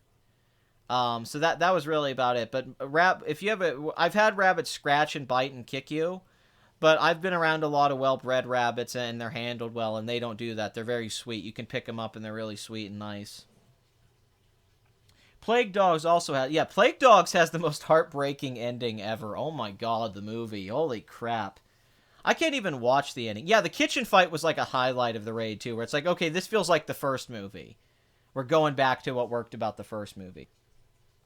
Did you know that James Gunn wrote the original script for the Scooby... Yeah, I knew that he wrote the Scooby-Doo scripts. I've read his original Scooby-Doo script. Are your rabbits tasty? Rabbits, I'm not a big fan of rabbit meat. I don't think it's bad, but it's definitely not my thing. What do you think of having Joseph Gordon-Levitt as Spike, Emma Stone as I've often thought about Joseph Gordon-Levitt as Spike, but I actually think Adam Driver would be better for that role now. Joseph Gordon-Levitt, he'd be good in that role, but he's like 5'10". Adam Driver's 6'4". He looks more like Spike and has the hair. And he kind of looks like Keanu Reeves more. And I don't think he's like a better or worse actor than Adam, but I think he's could do what Joseph Gordon-Levitt does. I think especially because a lot of us are thinking Kylo Ren, but Adam Driver can do a lot more things than Kylo Ren, where he has no material. He's a very talented actor. Patterson, and a girl. So for me, if Adam Driver could kind of be cool with the cigarette and all that, because he already has the frizzy hair, like Spike. So but I love your idea of Emma Stone as Faye Valentine. I think that's a terrific choice. I think Emma Stone would be a great Faye Valentine. Dave Bautista's not quite old enough, I think, to play Jet, but he could. I guess it wouldn't be a bad choice, though. Are you going to review Black Panther? Yes. Yes, I am. The best bunny was in Monty Python's Holy Grail. Yeah, no, that's a big joke at all the rabbit stuff is about the bunny from Monty Python. Game night. This had a surprisingly good opening weekend. This is Jason Bateman, who is kind of a movie star. He's been in a lot of hits. Oh, Kyle Chandler's in this. Love him. Full Hearts Can't Lose. God, what is it? Clear Eyes, Full Hearts Can't Lose. But yeah, Office Christmas Party did okay, even though it should have done better for Jennifer Aniston being in it. But yeah, he was in Horrible Bosses. Zootopia was a hit. He was in The Gift, which was a surprise little hit. Bad Words. None of these did well, but Identity Thief. So I think Jason the Change Up was kind of a bomb, but Jason Bateman's had hit and misses for sure. But overall, I'd say he's a movie star. I think people generally like him now. It took a long time to get there from Teen Wolf 2 and Arrested Development. But man, this has the adorable Rachel McAdams, Jason Bateman, Kyle Chandler. What a cast. I've heard this is a really fun movie. I haven't seen it, but it seems like it's kind of a play on the terrific film and the play... God, what the hell? It stars Michael Caine and Laurence Olivier, and they keep playing a game with each other. And then they kind of basically played around with that in... the Sidney Lumet film, Death. God, I can't believe I can't think of the names of these films right now. It's one of my favorite movies ever. What the hell can I not think of it? It's, hold on. Let me get a new tab up. I have, okay, hold on. Okay. Give me one thing here. I think, what's it called? It's a famous play. Kenneth Branagh did a remake. I've heard Game Night's pretty good. Sleuth. That's right, Sleuth. Thank you, Sleuth. One of my favorite movies, yeah. Thank you so much for, Sleuth. And then Sidney Lumet kind of did a movie that was a lot like Sleuth, too. And I guess you could count the Clue movie in that. Hey, Pat, if you were to make a Cowboy Bebop movie, would Ed in it, or would you have to wait for a sequel? I would wait till the sequel to introduce Ed, personally. I think you can't introduce too many characters in the first movie, in my opinion. I think you have to just basically introduce Faye, Jet, and Spike, and then wait to introduce Ed and Einie in the sequel. And Vicious even, I would wait to introduce in the sequel. I wouldn't introduce any of that in the first movie. This is where we see Pat's fetishes via his browser. Yeah. My fetish of going to... Okay, so... Thank you, Sleuth. Okay, $37 million budget. God, what's that movie Sidney Lumet made? I own the DVD of it. I can't believe I can't think of the name right now. I swear it's called Death Game or Death Trap. Death Trap. Christopher Reeve's in it. This kind of seems like one of those movies, which I'm a big fan of. But I thought this was going to be a bomb or just do okay. It could have opened a little better, 20 million, but 16.6 million. I have this weird feeling this is going to have good word of mouth. The reviews are pretty good. So it should be able to pass its budget and then some, and hopefully make a profit worldwide. I thought Annihilation didn't have any balls. I'll have to see it and let you know. I'm not sure. Yeah, no, the Sleuth remake, Kenneth Branagh's horrible. Yeah, it's Michael Caine and Jude Law. Which Jude Law being cast is a pretty good idea. But yeah, 21 million worldwide so far. Good opening weekend. Nice counter marketing to Black Panther, which they knew was going to be crazy. So let's get to Wakanda. Wakanda Forever, right? This is insane. This is insane. What is with this damn movie? It's hard to do box office analysis with movies like this because you can't explain it. You can just say, yes, cultural impact, reviews, hype, Marvel, Disney, all of those things, but you still can't explain this kind of success. This is insane success. Like, let's go look at The Last Jedi real quick. Now, if you remember, The Last Jedi's opening weekend was great at 220 million. Terrific. But then it had that second weekend drop, 67%, 71 million in the holidays. Okay? Now, if we go back and we think about Avengers had, I think, a 50% drop. It made 103 million in its second weekend. That was the best second weekend ever. Before that, it was Dark Knight or Avatar at like 75 million. Then you could have had Force Awakens comes out. Now, Force Awakens' second weekend was 149 million. That's still the best second weekend of all time. And I think it's going to be hard to beat because that's like an insanely good opening weekend. Now, the estimates were coming in early that Black Panther's second weekend was going to be around 90 million to 95, which would have been great. Then it was going higher to like 100. Now we're looking at 108 million second weekend, 46% drop. So this movie had an opening weekend when it finally all got adjusted was 202 million. Then the 4-day holiday, I think, was 235 million. And then the foreign international box office, which that was the fear for a lot of people, was could a black-led film dominate worldwide? Because so many black films perform poorly internationally. Now, somebody brought up a great point about this last week.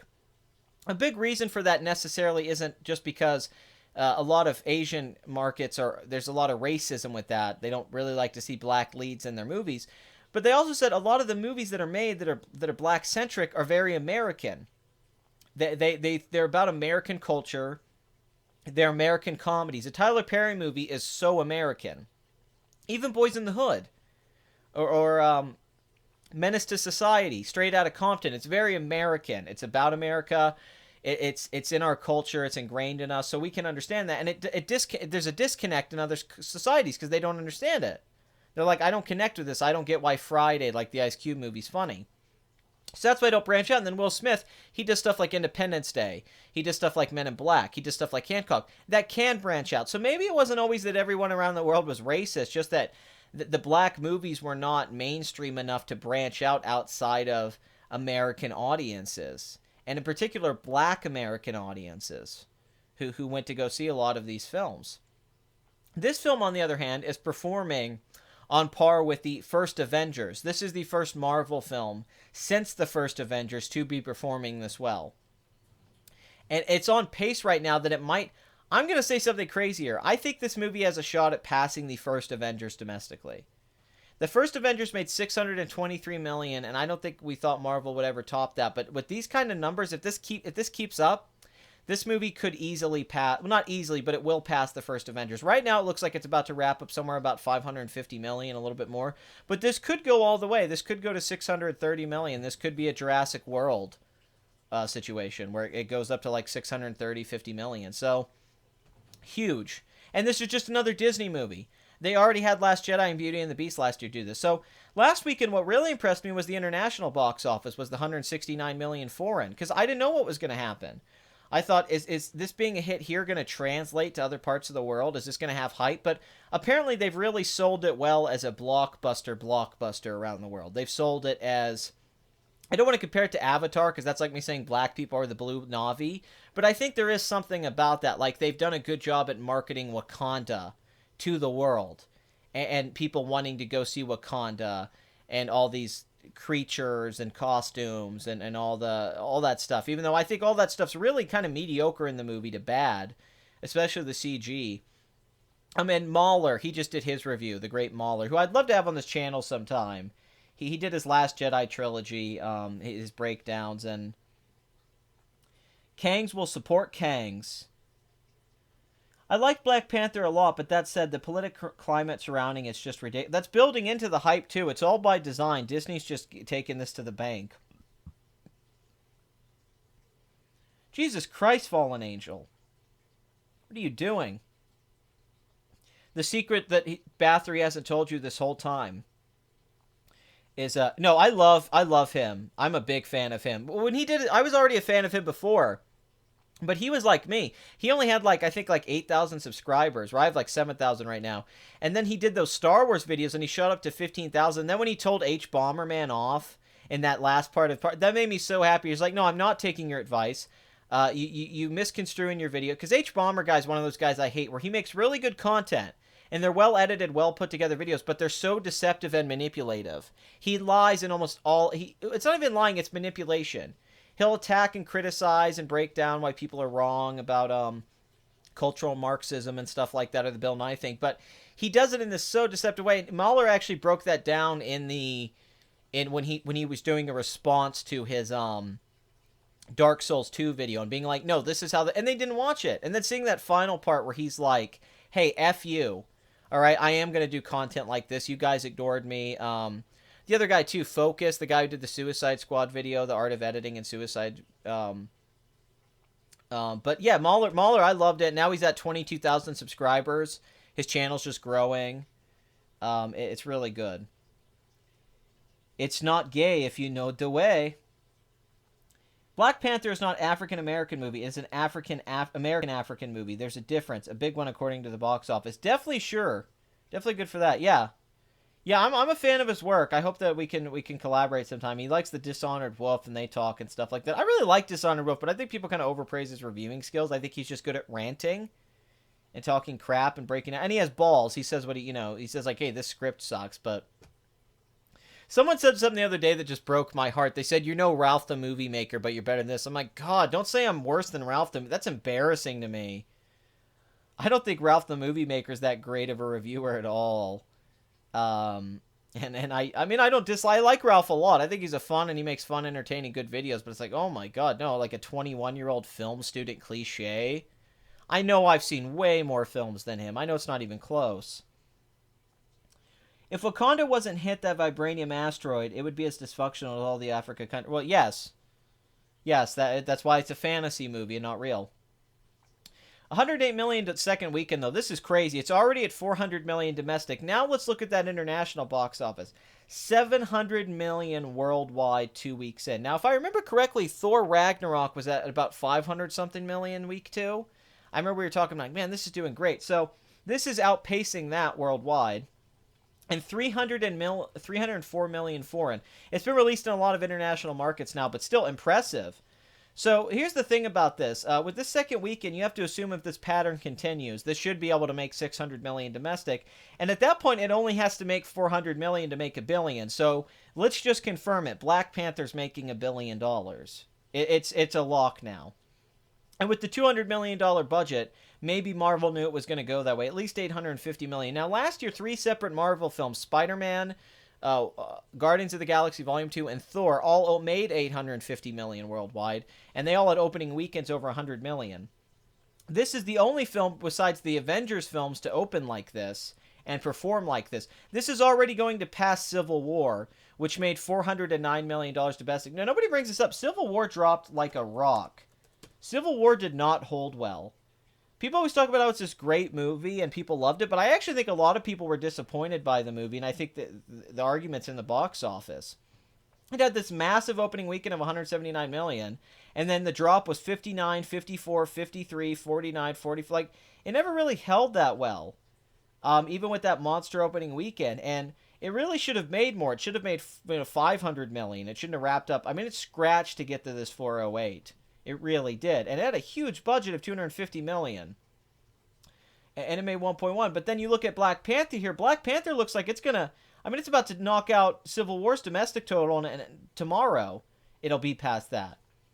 So that just shows you how Civil War really didn't meet that hype as people think with the Russos. And I'm a fan of the movie. I don't think it's as good as Winter Soldier, but still, there is something to be said about that.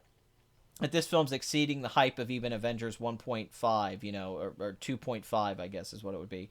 But yeah, 704 million worldwide 2 weeks in. So I don't know where the final foreign total is going to be. I would say somewhere between like 450, 500 million, maybe a little bit more. Definitely 600 million domestic. So this is looking like a film that's going to make like 1.1 billion worldwide. What do you think of Your Movie Sucks? I think he's good. But he's a little bit of like that cliche hipster movie reviewer. Like, hi, I'm going to talk about the cinematography and how good it is in this movie. And I don't like the quickies because it's just 5 minutes where he's like, the cinematography's great, the writing's great, the acting in this movie's really good. And that's really all he says. I do like his long-form reviews, the Your Movie Sucks reviews, where he breaks down a movie being bad, and his commentaries are great. Very funny guy. Agree with him on a lot of stuff. Love his voice. But I really don't think he's that great. I don't think he's bad, though. But I definitely think he gets put up on this pedestal as being like... I don't think Ralph's chasing the ghost of Doug Walker. I think he's chasing, like, Red Letter Media. When he started the channel, it's just him ripping off Plinkett, and then he evolved into doing more Doug Walker stuff. But, don't get me wrong, I really like Ralph's stuff. They have a podcast together. But Ralph's, like, what, a 20-year-old, 21-year-old? He's a film student now, and, like, his short... It took him 2 years to make a damn movie, which is just pathetic. And Your Movie Sucks. He goes to a lot of festivals. I think he lives in... does he live in Toronto or something? But... I like his reviews. I just don't agree with him a lot of the time, like how he thinks Cash... It seems like if it's a quiet art house film with not a lot... He just loves it a lot of the time. But that's just me, I think he reminds me of myself. Both of them remind me of myself when I was like 18 or 19. I mean, I love it, but I can make fun of it at the same time. I love Ben Shapiro, but he's got a funny voice. I don't, it doesn't bother me. Yes. Yeah, no, I agree I like him as a reviewer. I definitely think his taste is off. He seems to be very specific with these, like, art house films that I think a lot of the ones he loves are just crap and he's reading into them. But maybe that's just me. That really could just be me. I feel like I kind of grew out of that, like, I wish he talked about, like, classic Hollywood films a little bit more. I wish he talked about the 40s and 50s a little bit more. I wish he talked about certain genres a little bit more. But that's just me, he doesn't like superhero movies. He doesn't like certain things. Maybe he doesn't like old classic Hollywood stuff. He definitely has preferences, which is fine.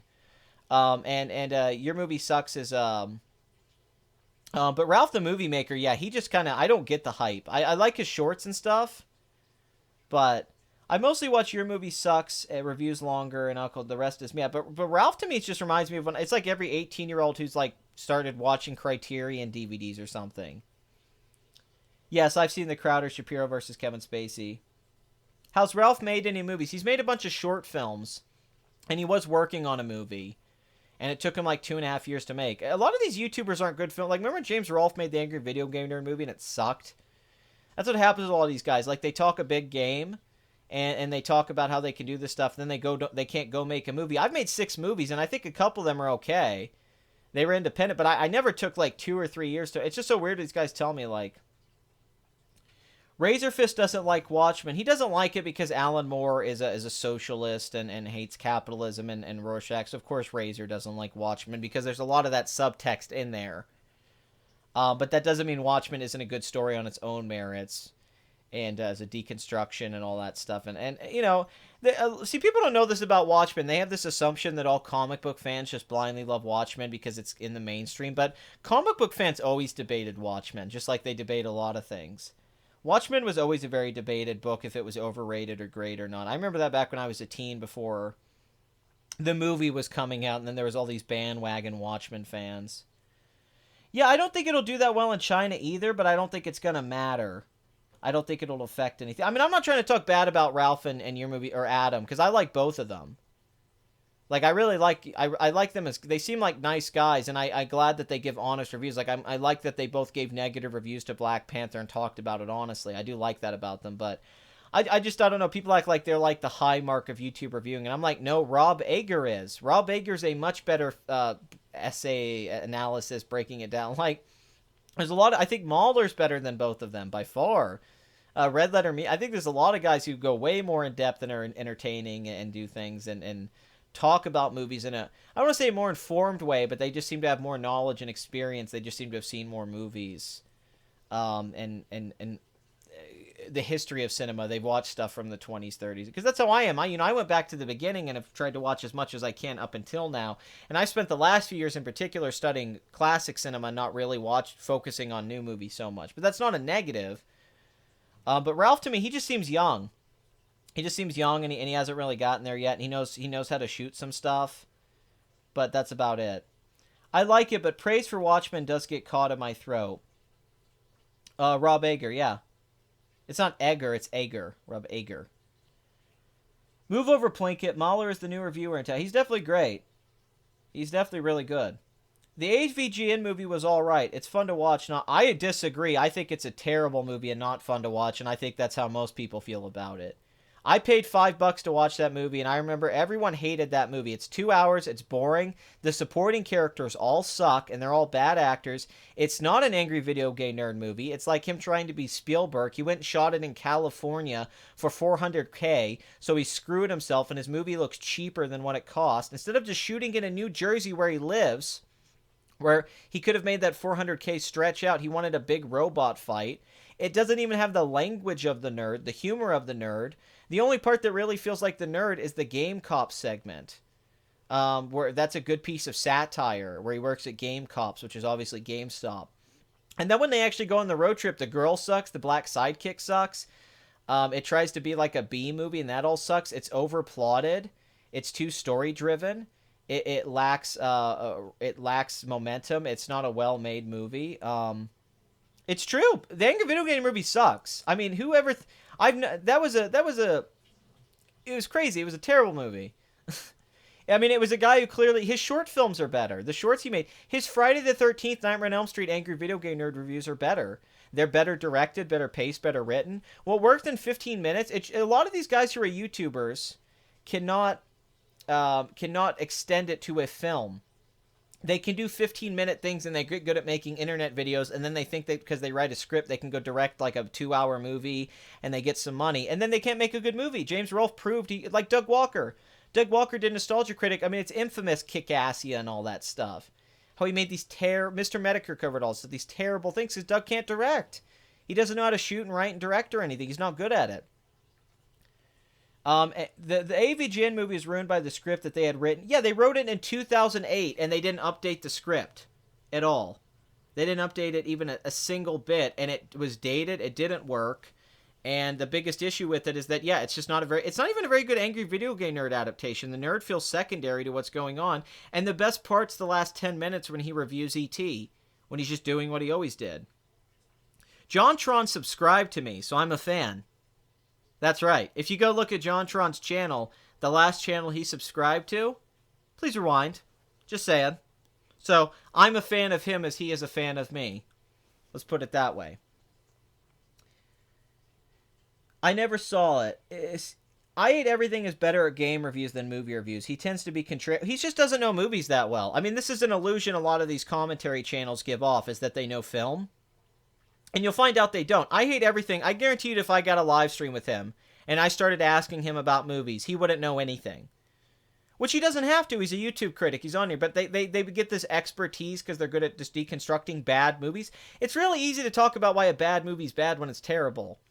It's really easy to break stuff down. But it's a lot harder to find new ways to break something down or give it. It's really easy to be like, hey, this is a bad movie. Let's talk about why it's bad and show you scenes. You rely on the content of the bad movie for your channel. instead of providing the content solely yourself.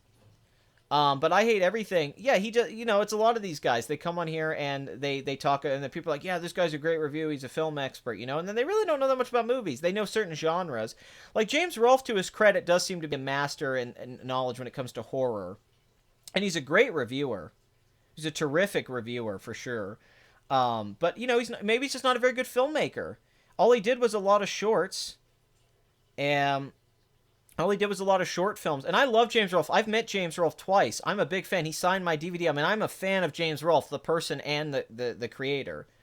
But that was a very eye-opening experience where it's like, yeah, you didn't know how to handle your budget. There's a lot of people that think they can direct a movie that costs a lot of money, and then once they get the money, they don't know what to do with it. They don't know what to do with the expensive camera. They don't know how to handle its schedule, that they only have a certain amount of time with the equipment and with the actors.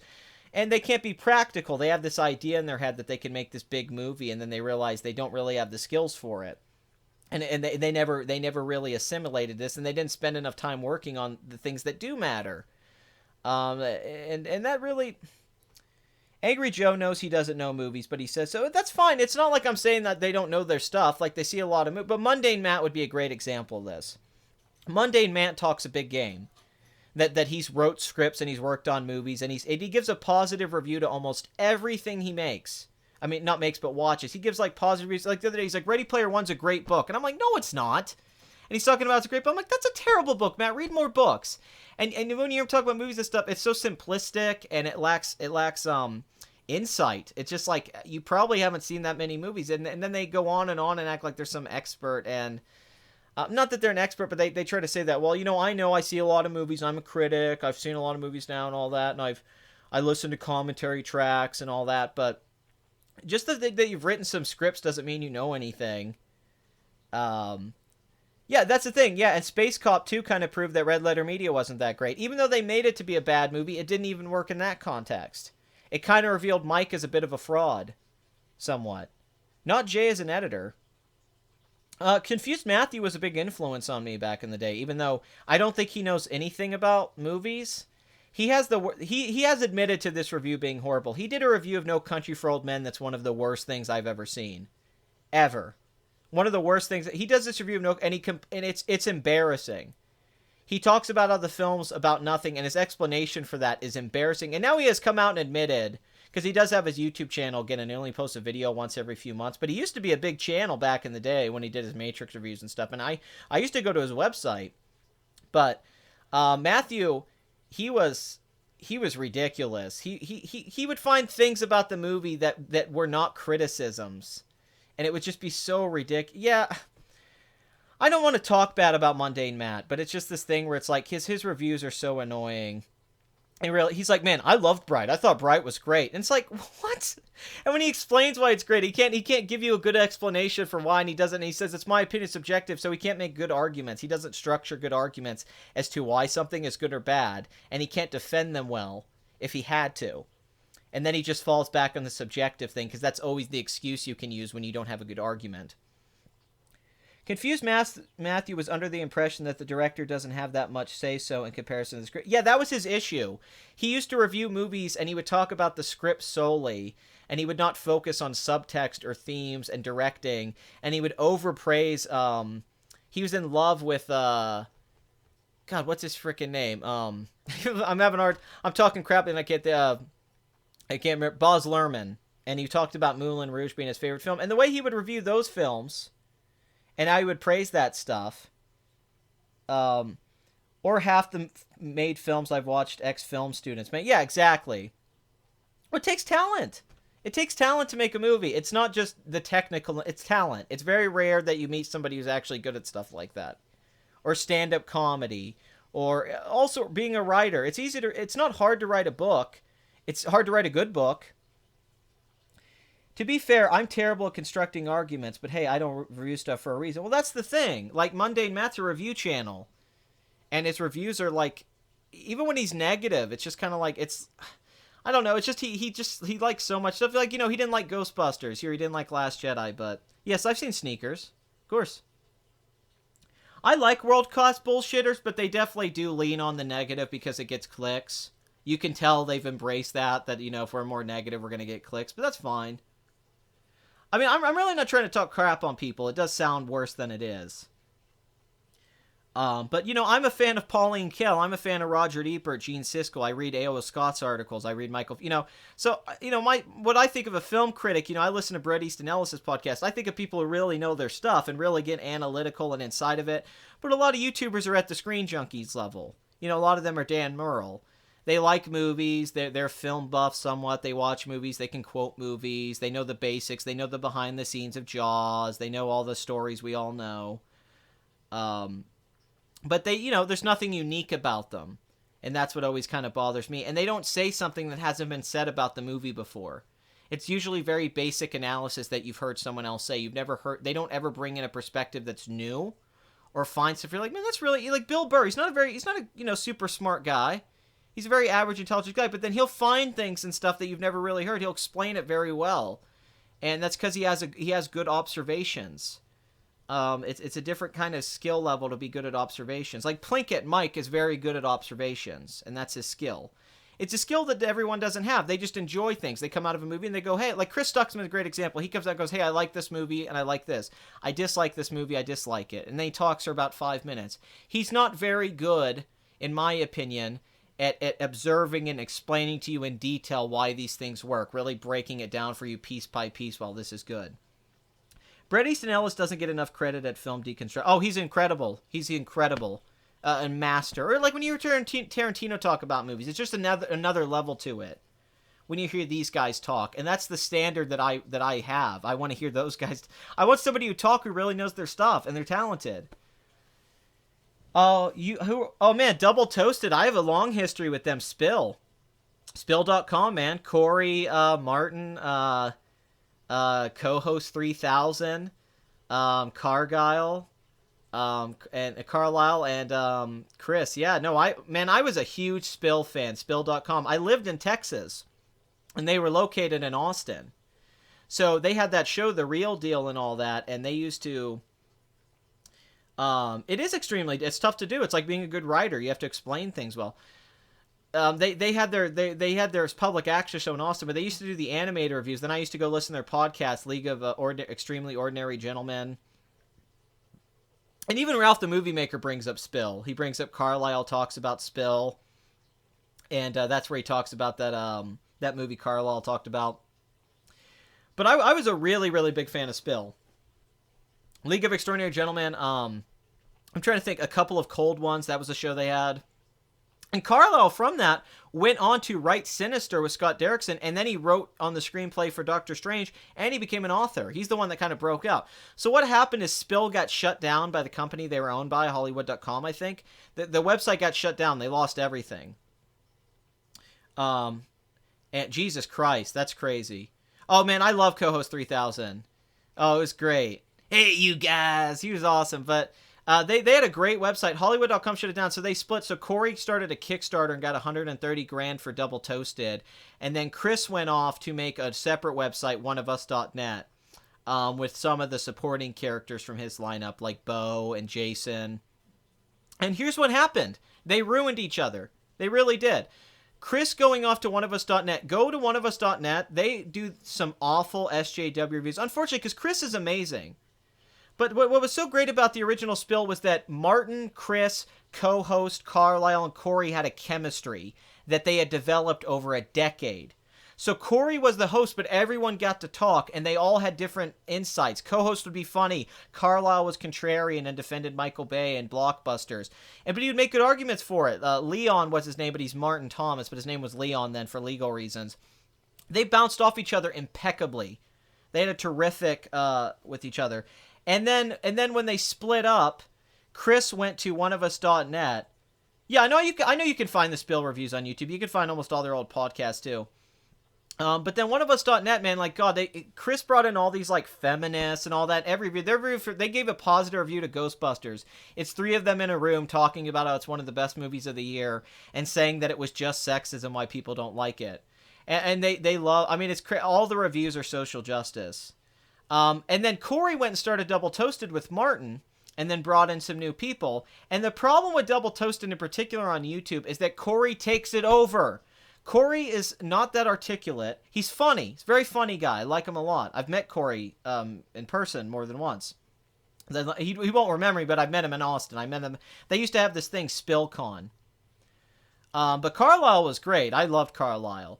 But then Corey now he has Double Toasted, and if you watch almost every Double Toasted video, Corey talks the whole time and never shuts up, and he never lets Martin talk, and Martin is so much more interesting, so much more articulate, so much more likable, and so much, he just is. Martin's a wonderful speaker, talker, he's great.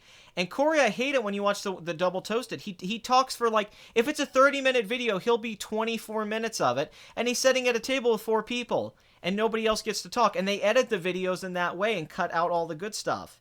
Even if you listen to the long-form reviews, Corey talks too much. No, it's not for legal reasons, it's Corey's ego. That's what he always did. Corey always had that ego. He always tried to dominate the reviews, and he still does. He wants it to all be about him. So he has a channel that's got 100,000 subscribers, but it's a channel that could have 300,000 subscribers. If Corey didn't monopolize it, if he would have let Martin and him be partners like they should be, if he let the other guys who are more funny than him and better reviewers, honestly, Corey's not a great reviewer. He always tries to get all profound and make these points, and it's clear he just went on Rotten Tomatoes and looked at some reviews. Like, let Martin always says these things I've never heard. But Chris, unfortunately, has turned his website, oneofus.net, into just like a social justice haven. They have a great Twin Peaks series on there, awesome reviews and stuff, but man, their Ghostbusters review was embarrassing. Embarrassing. And it ruined both of them. Double Toasted needs one of us. Chris needs them. Co-host being gone, him retiring. It sucks. And it's the dynamic's never been the same. It's just never been the same, and it's lesser, and Corey's actually hurting himself with his ego by making Double Toasted all about him and not all the talented people he has around him.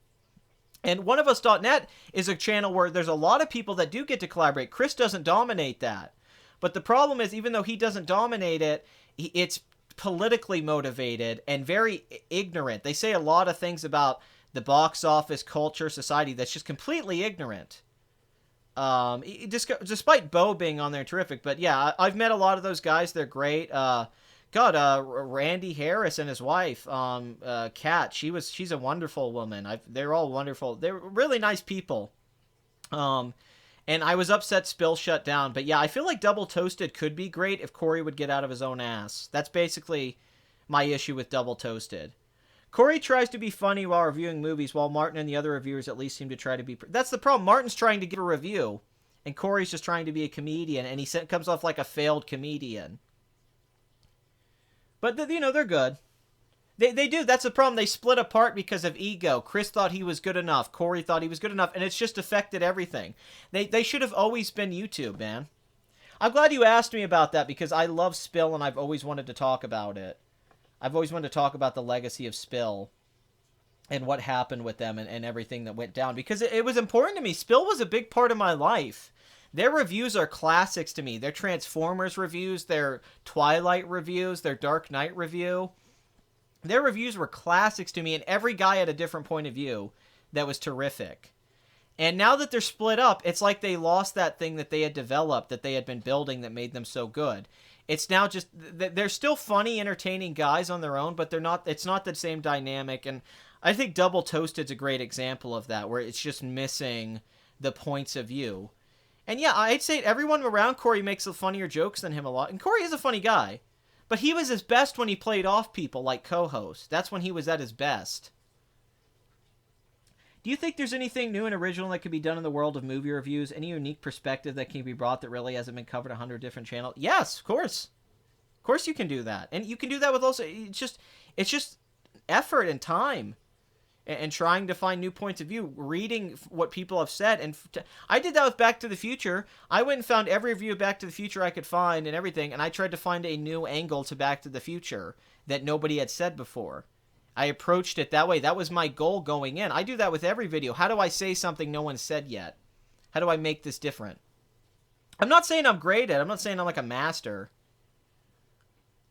The reviews on Did You Hear About the Morgans and Chernobyl Diaries may be my favorite. Chernobyl Diaries? Yeah, those are great ones. For sure. Women go into marriage just like men, gay or straight, times are rough to be alone. Oh, I don't know what the hell that's about. All right, we should probably talk about Black Panther. I'm sorry I went on a tangent about Spill. But I used to huge Spill fan. But I will say I like Double Toasted. I actually prefer the Double Toasted videos when they're not reviewing movies. I think like when Corey and them talk about like celebrities and events going on, I think those are more fun videos. They're better YouTubers then. They feel better YouTubers. They're trying to keep a lot of their old format and they're trying to become like a Collider Screen Junkies type thing. But they fail at it. They can't be bland enough to be that way, but they're also not being enough of themselves. Corey's trying to make it a product and keep it like raw at the same time, and it's always a contradiction. There's always a fight between it. Also, they preach a lot. They said Pootie Pie was racist. They went after JonTron.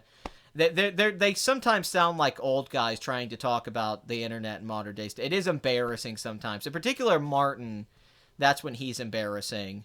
And I've always wanted to go on Double Toast. I've always wanted to fly down to Austin and try to get on there and be like, listen to me, you old assholes. I know that you're two black guys. You want to go back and forth and say F white people for a half hour because it's fun and you live in Austin, this little liberal bubble in this state. But I'm here to break the reality to you. And you guys need to be red pill. They need a late in life red pill. Big time. Because sometimes they're so they don't understand like meme culture, 4chan. They just say stuff that like, it's like, oh my God, you're like my mom talking about this stuff. Stop it. And it's sad because Corey's like a 45-year-old guy and he's trying to act like he's 25. And it's hard for me to watch that. Personally, I find that very hard to watch. It's like, quit trying to be hip. Just be you. You is what was good. I'm sorry, dude. You're not in your 20s anymore. You're not on the pulse of... You're not on the zeitgeist anymore. You don't have your pulse on it. You're not a young guy in your 20s doing a public access show in Austin. It's changed. It's changed drastically. We're in a different thing now. It's just part of... It's a fight to not be irrelevant. I'm sorry I ignored your porn conversation. I'll get on that next time. Oh, yeah. When they had Mia Khalifa on, that was terrible. Yeah, that was just a click. Yeah, he's trying to be like clickbaity and all that. It just doesn't work. They're very juvenile. Corey's a very juvenile guy. I don't dislike that though. You know, he's funny. Okay, so what's there to say? 705 million worldwide, 704. $200 million budget. This movie's definitely already made a profit and a big one. This is Ryan Coogler's follow-up to Creed, which was a hit. 173 million worldwide on a $35 million budget, but this is on a whole other level. This sets up sequels to make money. This is going to be, I think it's going to make $1 billion. I think it could make $1.1 billion, if not more. This is February. Last year we had Beauty and the Beast open in February, and it kind of performed like that, $1.2 billion. So Disney's already, they're not just dominating the box office in the summer or in December. They're starting the year off by dominating and making a statement, and they keep doing this. So I will have my review up this week. It was supposed to come up this last week, and I didn't get it together. I kind of want to make like an epic review of this movie if I can. I might actually put as much effort into this as I do the Doesn't Work videos. I might even do why Black Panther doesn't work, but I do want to call it Black Panther is blackety black as hell. That's kind of what I'm playing with, but you guys can come up with it. In the comments, leave what you think I should call my Black Panther review. So here's the question of the week. What do you think will be the final worldwide domestic total for this movie? I'm going to guess somewhere around 620 million and 1.1 to 1.2 billion worldwide. That's where I'm at right now. But honestly, this could be at $1 billion next weekend with the pace it's going at right now and with the day-to-day box office. This is outpacing a lot of other Marvel films that might have even had slightly better opening weekends. Certainly not the ones below it. And this is already looking like this is going to be kind of the film to beat in the 2018 box office. It's going to be very tough to beat this early on. Kind of like Beauty and the Beast lasted all year until Last Jedi. Nothing came close to it domestically or internationally for most of the year. So, Chadwick Boseman, Michael B. Jordan, Angela Bassett, Martin Freeman, Forrest Whitaker, Gollum, and Michonne from Walking Dead. So, yeah, Ryan Coogler, this is a huge success. Kevin Feige's the biggest winner here, who's been a producer for a long time. You can go back and look. He worked on the first X-Men and Daredevil and all that. And he learned a lot of valuable lessons through those years what not to do. And then he worked on Iron Man, and here we are with this movie. And if you just look at the box office of the last few films he's produced, it speaks for itself how good these films have all done. All well-reviewed movies, all successful on home video, all sell good merchandise. So Kevin Feige wins overall. Disney wins. I guess Black Americans win, and Wakanda Forever. I don't love this movie. I don't think it's that great. I think it's very overrated. I don't like a lot of the politics and the way this is being manipulated and sold. I don't like a lot of the conversation around this movie. But financially, you got to respect it, man. You got to respect the guns on this. It's like a guy with big arms. It's like, hey, he worked out. A guy's got a nice car. Hey, he bought that nice car. Wakanda Forever, people. This is an amazing performance. It's the opening weekend was a statement, and this is a great follow up. And this is the second best second weekend of all time. It's pretty impressive, and this is one of the. It's hard. We're gonna have to see where this ends up. At this point, it's just a waiting game to see where it finally ends up, because right now the momentum's everywhere for Black Panther, and Marvel once again shows that brand recognition is more important than anything in the long term, because the long term it pays off like this. Insidious: The Last Key is at 164 million worldwide. That's an amazing performance for that $10 million budget. That's very impressive. Pitch Perfect 3. Let's see where that's at worldwide. 183 million. And then I'm trying to see if I missed anything. Molly's Game, Aaron Sorkin, wrapped up at 28 million with the very annoying Jessica Chastain. She has to have an opinion on everything. I don't see anything else worth talking about here. I guess I skipped everything. So basically the story of the week, once again, movie of the week is Black Panther, because why wouldn't it be? Even though Game Night had a surprisingly good opening weekend. And Annihilation did better than I thought it was going to do. The story, as it will be for several weeks, is all Black Panther, as it had a very, honestly, modest drop and is dominating the box office and should be able to make $1 billion, which I don't think a lot of people were predicting. I don't think a lot of people knew this movie was going to do as well as it did. But that's how the story goes sometimes, people. It's just how it goes. Do you like Beyond the Trailer? Not really. Not really. But that's that's just opinion. It's just subjective. Black Panther, Kang of Kangs. Alright, so before we go, before we wrap this up, because this battery said we're on the 2-hour mark here, and I don't want to go too long. I think it's now to hear from one of our sponsors, okay? Alright. I'm going to bring someone in to handle the sponsor for me. What's your most recommended films from Criterion, Pat? Because I'm pretentious. Fantastic Planet. If you can get The Harder They Come, but that's hard to come by. I would say look for the rare ones, because the other Criterion fans will I'm not saying they're the best discs out there, because there's the Great Brazil set. You can get the Romer collection. The Bergman stuff. There's a lot of great stuff to get out of there, but I would say try to find the more obscure ones that you might have to seek out a little bit, because those are the ones that are worth having. How woke were you when you saw Black Panther? So woke. So woke. I'll do a video. I plan on doing some videos about Criterion, so I'll answer that question later, because I think I have 43 Criterion DVDs right now, so I'll have to go through some of them, but there's a lot that I want. But I'll do some videos on that and explain what ones I think you should look out for. I'd recommend all of them, honestly. I think they're all worth buying. House, or Housu, as it's called. I think honestly any of them are worth getting. I don't think there's a bad Criterion release out there, but the ones I really like, the Dazed and Confused one, I think is phenomenal. I think that one's really great. That one, if you're a big fan of that movie. I think if you're a fan of Jonathan Demme, try to find some of that. I wish all of Demme's films are on there. Jesus Christ. It's God. I'm trying to think what my favorite one is. It's hard to pick one, because I like the Sallow disc. I'm not a big fan of Pasolini's film, but I really like the disc. There's a lot of good ones. It's really tough to pick just one on its own. Even the one they released, Devil's Backbone's terrific. They released a lot of good ones. The Blu-rays I would recommend getting, just because you want the higher quality. But yeah, I don't have hundreds, just because a lot of the movies I don't want to own. That's basically what it is for me. Blood Money, like a lot of the movies, it's like I don't want to own this movie. I'm only ever gonna. It's films I'd already seen, and I'm like, I have no reason to own this. I don't buy movies that I don't really plan on watching. And a lot of Criterion movies, I really... It's not that I think they're bad movies. Like Sallow's a great example. I don't enjoy watching Sallow. I don't think it's a very good movie at all. It's just I liked owning the disc for significant reasons, but then every time I watched, I didn't like it. So it was like, eh.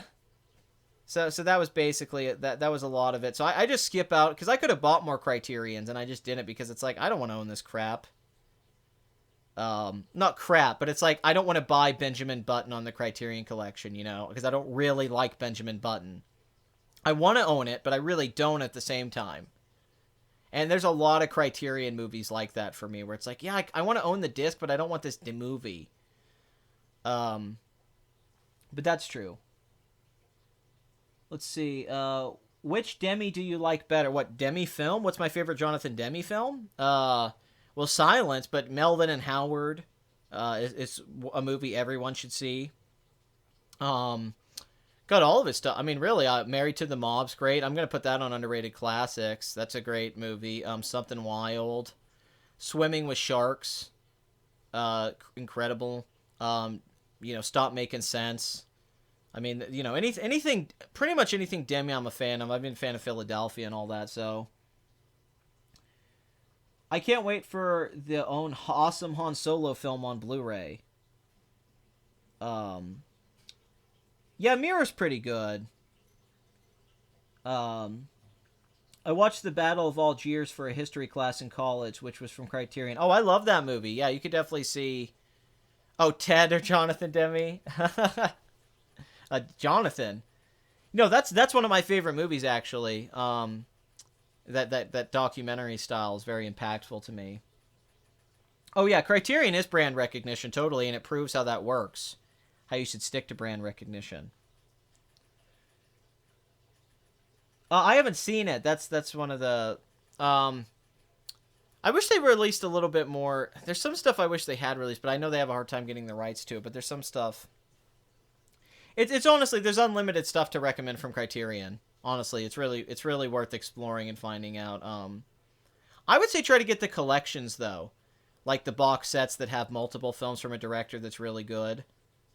Because that's the one I think, because then you get so much out of it if you're a fan. It's like getting a bunch of novels from an author you like, and you'll get a lot out of it.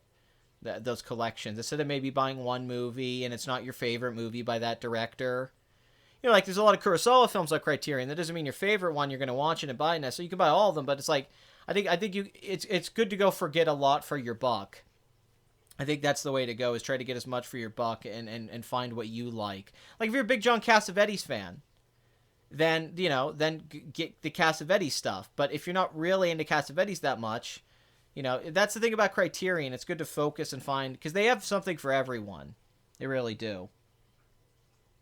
But anyway, I'm gonna bring in someone to talk about one of our sponsors before we wrap the show up. All right. Okay, folks. Ben Shapiro here. All right, folks. Okay, folks. We're here to talk about Blue Apron, folks. Okay. All right, gang. You go okay with that? Okay, folks. Okay, folks. So my wife, who's a doctor, we don't really have time to cook. Okay. So she comes over to me and she's like, "Hey, how are we gonna spend time to make dinner together? I mean, it takes too long to cook the dinner. Okay." And the idea that we're supposed to sit around and cook dinner when she's a doctor and I'm doing the show, and we're supposed to have time to cook and sit down to eat dinner, spend time together because she's my wife and I want to spend time with her, okay? It is really rough. And the idea that you shouldn't be able to find a more affordable way to do these things is ridiculous. So, folks, I'm here to talk about Blue Apron. With just simple payment of $100 a month, you can be Blue Apron, all right, gang? And with Blue Apron, they send you a meal, they put it in the box, you get the box. The food's already there. It's very easy to make. My wife, who's a doctor, we sit down afterwards. We have the meal. It's nice. It's convenient. It's quick. It tastes better than food you were going to make. All right, gang? And the food's so much better. It's worth it. So, excuse me, folks. But economically, it's a more suitable way to do things. So it's a lot better for you. I find it to be a better way to save money and get better quality food. It's worth putting the extra money in, folks, to get the quality. And Blue Apron's absolutely terrific. I also want to try to sell you guys mattresses, okay, folks? Because I use this mattress, and it's the best mattress I've ever had, folks. And without this mattress, gang, I wouldn't be so soft. So it's good to spend the extra money, folks. It's really good to spend the extra money to get the soft mattress. I know, folks, that I spend like at least 2 hours of my podcast talking about my sponsors, folks. But You got to pay for it. And the idea that you guys think, gang, it's so hard not to laugh while I'm like, it's so hard. It's just ridiculous to me because every time I've just Ben Shapiro, I watch his podcast or listen to it, it just drives me crazy when he gets to those damn advertisements. It drives me crazy. Ben, get out of here. Get out of here. Okay, sorry, Pat. Sorry, folks. And the idea. No, that's my favorite. And the idea. My wife's a doctor, folks. My wife. She's a doctor. It's great. She's a great medical professional, so she knows a few things about healthcare, folks. Okay, gang? And the idea that you would think that you would know more than my wife, who's a doctor, is pretty pathetic and sad, all right? I know that you don't have a concept of economic leverage, which is something that a lot of people don't have a concept of because of the school systems failing to teach kids how to properly save and invest money, okay? But, gang, it's worth it. Just listen to me and I'll get you through this. Stop selling crap. The best to own criterion is Breathless. Yeah, I'm actually not a big Breathless fan. I'm really not. It's okay, but it's all hype to me. It's all hype and the groundbreaking nature of it, what it did. But it's kind of like, yeah, no. I'll watch Jules and Jim any day of the week over that movie for me. I think Jules and Jim, as far as, like, we're just, you know, the new wave and all that. Okay, folks. All right, folks. I'm going to run for president in a few years, and you need to vote for me, gang. Because if you don't vote for me, the country's just going to become a socialist hellhole, and you don't want that. You don't want a socialist hellhole. You want things to be great, folks. Because, really, capitalism and a proper free market is the best thing in the world. It's the best thing that could possibly happen. And health insurance should be more like car insurance, folks. Because if it's not that way, it would be a lot better if you could just get the health insurance that you want to own. And the idea that you should be like, oh, that people should owe you their labor because you feel like you deserve it is a really screwed up idea. Okay, folks? Don't do that, gang. Holy crap, I now have an overwhelming urge to buy overpriced food on the internet. Yeah, that Pat Trooper and Ben Shapiro. I debate Dave the Trooper versus Ben Shapiro. Okay, so I just saw Black Panther, folks, and, like, I gotta tell you something, gang. It's blackety black as hell. Yeah. Okay, gang? That's what it is, folks. We have to make YouTube great again. Okay, folks? But before we do that, let's talk about one of our sponsors. Blue Apron. You get the meal. It's great. The food's good. It's already made. You know, it's better. It's going to be better food than you're going to make. You can't do that. My wife, who's a doctor, we talk about it all the time, folks. It's really great. I have a child that you can get food for the child. There's Blue Apron baby food, folks. And you really want the Blue Apron baby food. It's great, gang. You into Bitcoin? No, I'm not. But thank you for asking. All right, so the fall Truffaut over Goddard for sure. Yeah, for sure. Not even close for me. Truffaut's far superior. Far superior. I would never which is not a knock on Goddard. I'm a fan, don't get me wrong. But yeah, I would say if you're going to get into that, yeah, watch Truffaut's films instead. I'm running for president, folks. All right. And I want you guys to know that but he's going to be a lobbyist. He's going to be like, I'm president of the United States, and I'm going to debate here. But before we debate, let's talk about Blue Apron, folks. We need to talk about Blue Apron and mattresses. These are the softest mattresses, okay? And the idea that you would think, and the thing it is, and the idea that you would think that you could get better mattresses under a socialist society is really ridiculous. Because in the free market, it creates competition. And competition, folks, okay, is how you get better quality products like this. All right, and it's worth paying more for better quality. Right? That's how a free market works. All right, so somebody comes out with something better, and then you pay for it because it's better. Right, folks?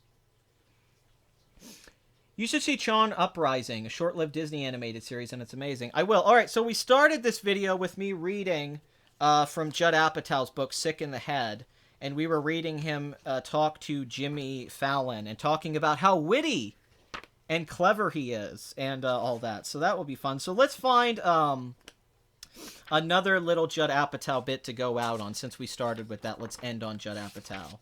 Because why the hell not? Why not? No, why the hell not? But how big are the mattresses are huge. They're huge, okay? All right, people? Be Kind Rewind's okay. It should be better than what it is. Yeah, the problem, Ben would never be able to tell you about what he's running on because he would just be pushing advertisements every 5 minutes. And he'd keep bringing up that his wife's a doctor. My wife, who's a doctor, it's really... God, I'm trying to find the right interview for this Judd Apatow thing. I'm sorry that I'm being too casual about this. Don't worry. Who gives a crap if Box Office Addict's well-paced? It's not like I make any money off of it anyway. Oh, God, Mark Maron. Ugh. I guess we'll do Mark Maron. Maybe Judd Apatow will admit how unfunny he is.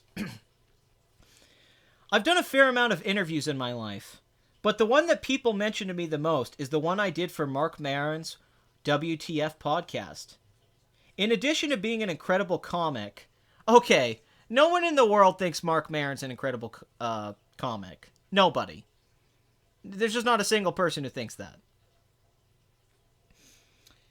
Mark is an insightful interviewer, an emphasizer, and therapist of sorts. And we connected... empathizer and therapist of sorts. And we connected in a deep way about so many aspects of our journey.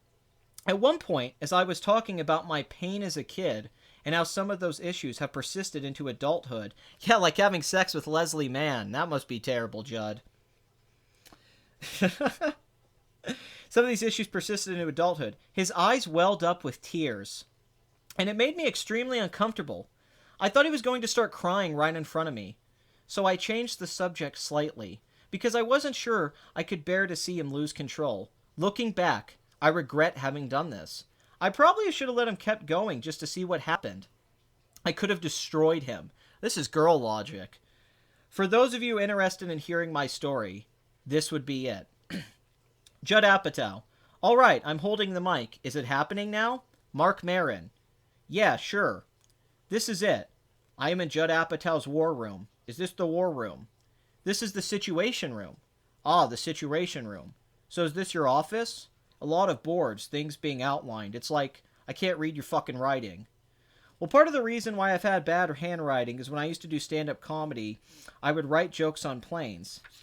And I was always embarrassed that the person next to me would see what I was writing about. Is that true? Yes. And so I found a way to have terrible handwriting that only I could read. So if I was writing some joke about impotency or something, it would be unreadable. You did it by design? So this is really indulgent. So Judd has an interview with himself with Mark Maron in his interview book. So one of the interviews that says Mark Maron is just Judd Apatow being interviewed. Screw this. Screw this. Alright, so that's it for this show. Oh, wait, yeah, comment of the week. Yeah, Bathory brought that up. Crap. The real you. How old's the fake you? He never ages. I did have a comment of the week, but I just didn't really keep it up.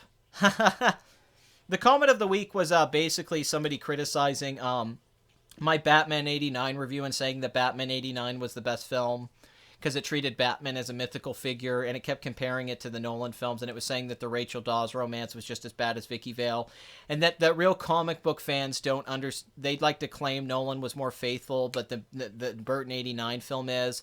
And he's basically trying to call me out like I wasn't a Batman comic book fan or that I didn't know, but the silly aspect of that is that Tim Burton's Batman movie is actually far, far less loyal than Nolan's films. Batman Begins is actually extremely loyal to the Batman mythos in a lot of ways, and the characters and backstory.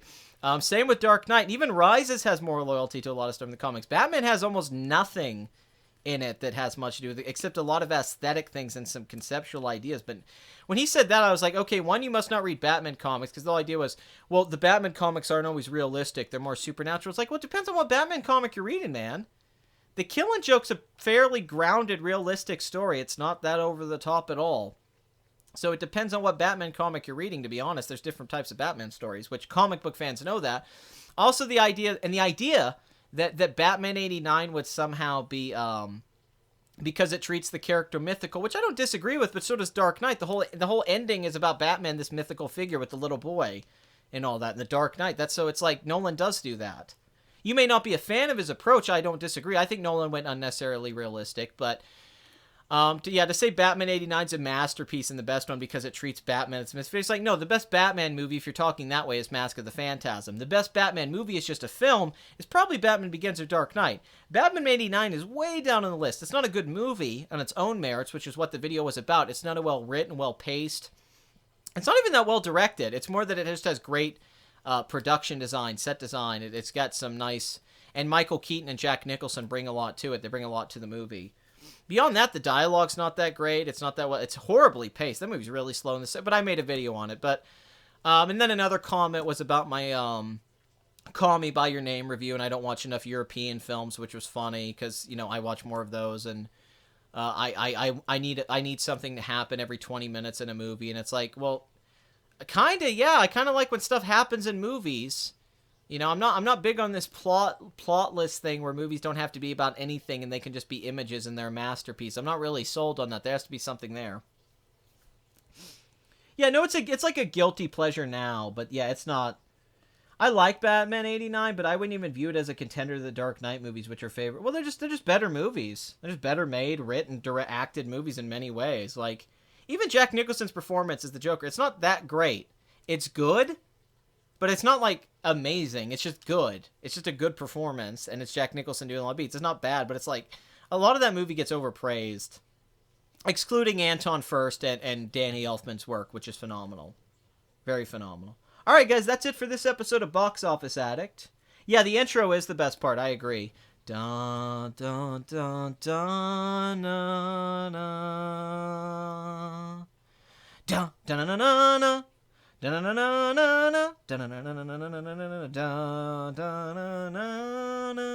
dun. It's so good. Thank you. You need story beats to happen every 15-20 minutes or the snooze fest happens to so many. Yeah, that's what I'm saying. They're like Call Me by Your Name when I was criticizing the patient, like all those scenes are necessary. It's like, it's not really necessary. 10 minutes of nothing isn't necessary in a film. Oh man, I hate you just gave me that money and I'm about to end the show. That really upsets me, because so I'll read this a little bit more. Dark Knight had the better story and loyalty to mythos. Batman 89 has the best Batman. I think somewhat. I don't think it's the best Batman, personally. I think, live-action Batman, I don't even think that. I don't think his Bruce Wayne was right. His Batman was good. I didn't like Michael Keaton's Bruce Wayne at all. I think Christian Bale was a better Bruce Wayne in Batman Begins. But if you're talking just Batman straight up, he's probably the best actor that gives like a really nice performance. But nobody talks about those cool scenes of Batman Begins because everyone gets hung up on the voice in Dark Knight. Remember that awesome scene in Batman Begins where he drops the guy and pulls him up and he's like, I swear to God, and he goes, swear to me! That's freaking awesome. That's like badass. That's like so straight out of a Batman comic. Swear to me! Yeah, I understand. No, totally. There's so many. The Revenant's a great example of that. The Revenant's a great example of like, there's 10-minute scenes where nothing's really happening, and then people go, "That's the point." I go, "There's no subtext here. It's just visual. There's no subtext. There's no thematic thing to connect here." I don't mind if there's thematic stuff going on. I'm a fan of Tarkovsky. I'm a fan of movies I'm a fan of Bergman. There doesn't need to be dialogue, but Bergman's stuff always has meaning. There's a meaning to all of it. It's not just indulgent and goes on. But a lot of modern movies in particular are just indulgent in that sense because they're trying to do that. And the original script had voiceover in it. James Ivory's script to Call Me by Your Name. So you want to hear, you can see the movie and you could tell there was supposed to be voiceover. You're watching and you're going, yes, voiceover should be on this scene, and there's not, so it's just an image of nothing. And James Ivory, that was the argument. They argued about this. He talked about this, that he wanted to keep the voiceover. And the movie suffers from this because it's basically Gay Summer of 42, which seemed to tick off every one of my comment section that I said it was just a coming-of-age. It is. I've seen this before. I've read this before. This is not new. The only new thing about it is that it's gay and the location's interesting. And anything else about it's Eric Rohmer. It's just Eric Rohmer films. Watch the Pauline on the Beach, Pauline at the Beach or something. Just watch that and it's Call Me by Your Name. That's not a criticism. I love that kind of genre. But then they come in like, you're saying this is so cliche and this stuff doesn't. It's like, it is cliche. That doesn't make it bad. Back to the Future is a cliche movie, but it's a great cliche movie. Cliches aren't bad. I was just saying that it was cliche. I give the damn movie an 8.5, and I praised it, and it's never good enough. It's got to be a 10, and you can't say a movie's got poor pacing because it's an art film, and it should be 2 hours. It's like, no, that's not a good argument. That's a terrible argument. Like, pacing's part of a movie. Interest as part of a movie. If I lose interest in those scenes, to me, the director failed to hold my attention. That doesn't mean that other people are compelled by those scenes. That's fine. But if I'm not, like the spaghetti, the eating the spaghetti, somebody touching my spaghetti, the spaghetti eating and blue is the warmest color, F that crap. F it. I ain't having it. No, and I'm a David Lynch fan. So I can sit and watch a scene go on for 8 to 10 minutes where it doesn't seem like anything's happening. But David Lynch makes those moments feel like everything is happening. A guy sweeping the floor feels apocalyptic. That's the skill he has, but these other directors, they try to do that crap, and ultimately that means that they're not unique. They have nothing to say. They're boring. They're boring. It's artifice. It's just fake. It's no different than what like Michael Bay does. It's a different version of it. Michael Bay's very art house with what he does with Transformers. It's just the same thing. It's just a bunch of nothing with the illusion of substance because there's an illusion of visual complexity or thought complexity. Caché is a great example of this. It's a film that's ultimately about nothing, that because you can project yourself into it, it feels like it's about everything. But it really, Last Jedi is another great example. It's about nothing. Some of these movies end up being about nothing because they're too many ideas in one. There's too many things, and there's no clear focus of what the themes are. There's no clear focus on what the story is. You have to tell a story and have subtext. You can't just say it's all subtext just in a flat way, and you can't just say it's all just good story beats, classic structure, beginning, middle, and end. Set up conflict resolution. You have to find balances to where those two things are going on simultaneously. A scene is a story beat and conveying something that needs to lead on to the next thing. There's cause and effect. But then you also need whatever the scene is in there point by point to have another meaning, a theme or it's subtext, and then it's in there, and that leads to the next scene. And it all starts, the scenes collectively make that statement to where an audience member may not be hearing the subtext preached to them, but they get it. They get it subconsciously. They read it, and it has to be done in the cinematography, in the pitch of the performance, in the dialogue. And then while it's also being done, you're also telling a story. You're starting characters at one point and leading them to this point. Every great filmmaker you ever talk about writing or directing, they always talk about stories more than anything. They don't always focus on all that stuff that people get obsessed with. They just talk about, like, I want to tell a good story and I want to find a story that's good to tell, because it's really that simple. Why is Goodfellas so great? It's an awesome story. It's awesome stories, and it's real, and it's great, and Scorsese knew it was good and he directed it. That's part of the appeal. Why is Schindler's List good? It's a good story. But then within that, you find things that add more depth to it. You find more strokes to add to the painting. And then there's more things to observe about it and find little things to make it rewatchable. But it should still always be a whole. It should always be a whole as one thing. It should always work as a film, while it also works as what you want it to be in your head, what the director has in their head, these abstract concepts they're trying to do, the more esoteric sides of film. But David Lynch, for instance, David Lynch will get as weird as possible, and as to where you don't understand what's going on fully, even though his recent Twin Peaks kind of was a thesis and gave me a better understanding than ever, but he never makes it boring. It's always compelling and cinematic and engaging. That's the key here. It's cinematic. Okay, it's not, you can go do a handheld, gritty indie film that's got great acting in it and some really dramatic stuff in it, but there is something to the cinematic experience and making scenes cinematic. Pulp Fiction starts us off immediately when they walk down the hallway and it's that amazing shot, and then they stand there and talk and wait a minute, and then they go back to the door. It's a cinematic moment. You have to have them going on. It's not just good dialogue, it's also cinematic framing and blocking and moving it around at the same time. Call Me By Your Name is very successful at this. It's a very enjoyable movie while also being a film that's got a lot going on, and that really comes to this nice little speech at the end. My problem is that it meanders too much to get to that speech, and it hurts the movie as a whole, because Oliver's not a very defined character, and there's a lack of insight into everyone's heads, that a lot of it does just feel like you're kind of, watching two guys sit around and not do anything. When someone says it's necessary, they just mean that they liked it because they bought into the indulgence of it, or they were obsessed with the movie. That doesn't make it objectively necessary. Part of making a film is being practical about it. And movies that I love aren't always seamless. I don't think When Michael Goes to Sicily and The Godfather is as good as everything else, and I don't think it's paced perfectly, and I don't know if it's all necessary. I think there's just 2 or 3 moments of it it's necessary, but that doesn't affect the overall movie. You have to listen to everything said. Just don't focus on one thing. Yeah, well, The Wolf of Wall Street's a great example of this. It's too much. It's a great movie. It should be 2 hours and 15 minutes, even 2 hours and 20 minutes, but it's 3 hours, and it's got a half hour, 40 minutes of repeating itself. It's repeating itself. You just see the same thing too much. And Call Me by Your Name suffers from that. It repeats itself. The first hour is incredible, and then the second hour just keeps repeating itself for a while, and you're waiting for something to happen. It'd be a better film if it had that first hour, then got to the next part of the story, then we got to the real, the pathos, and then the resolution in the third act, which does pick up again. Instead, there's that messing around. It's literally just cutting like 10 minutes or usually 5 minutes. You could have cut 15 minutes and made the movie better. I mean, I'm a big fan of Wild at Heart, but I can understand that's a tough one. Pick your favorite Lord of the Rings, Star Wars, or Harry Potter. Star Wars. I mean, yeah. Although it's weird, I probably like more Harry Potter films than any. It's weird to think about because really Lord of the Rings, I like the trilogy. And then I hate the Hobbit series. Star Wars, I like New Hope and Empire and Return of the Jedi, although I'm mixed on Return of the Jedi.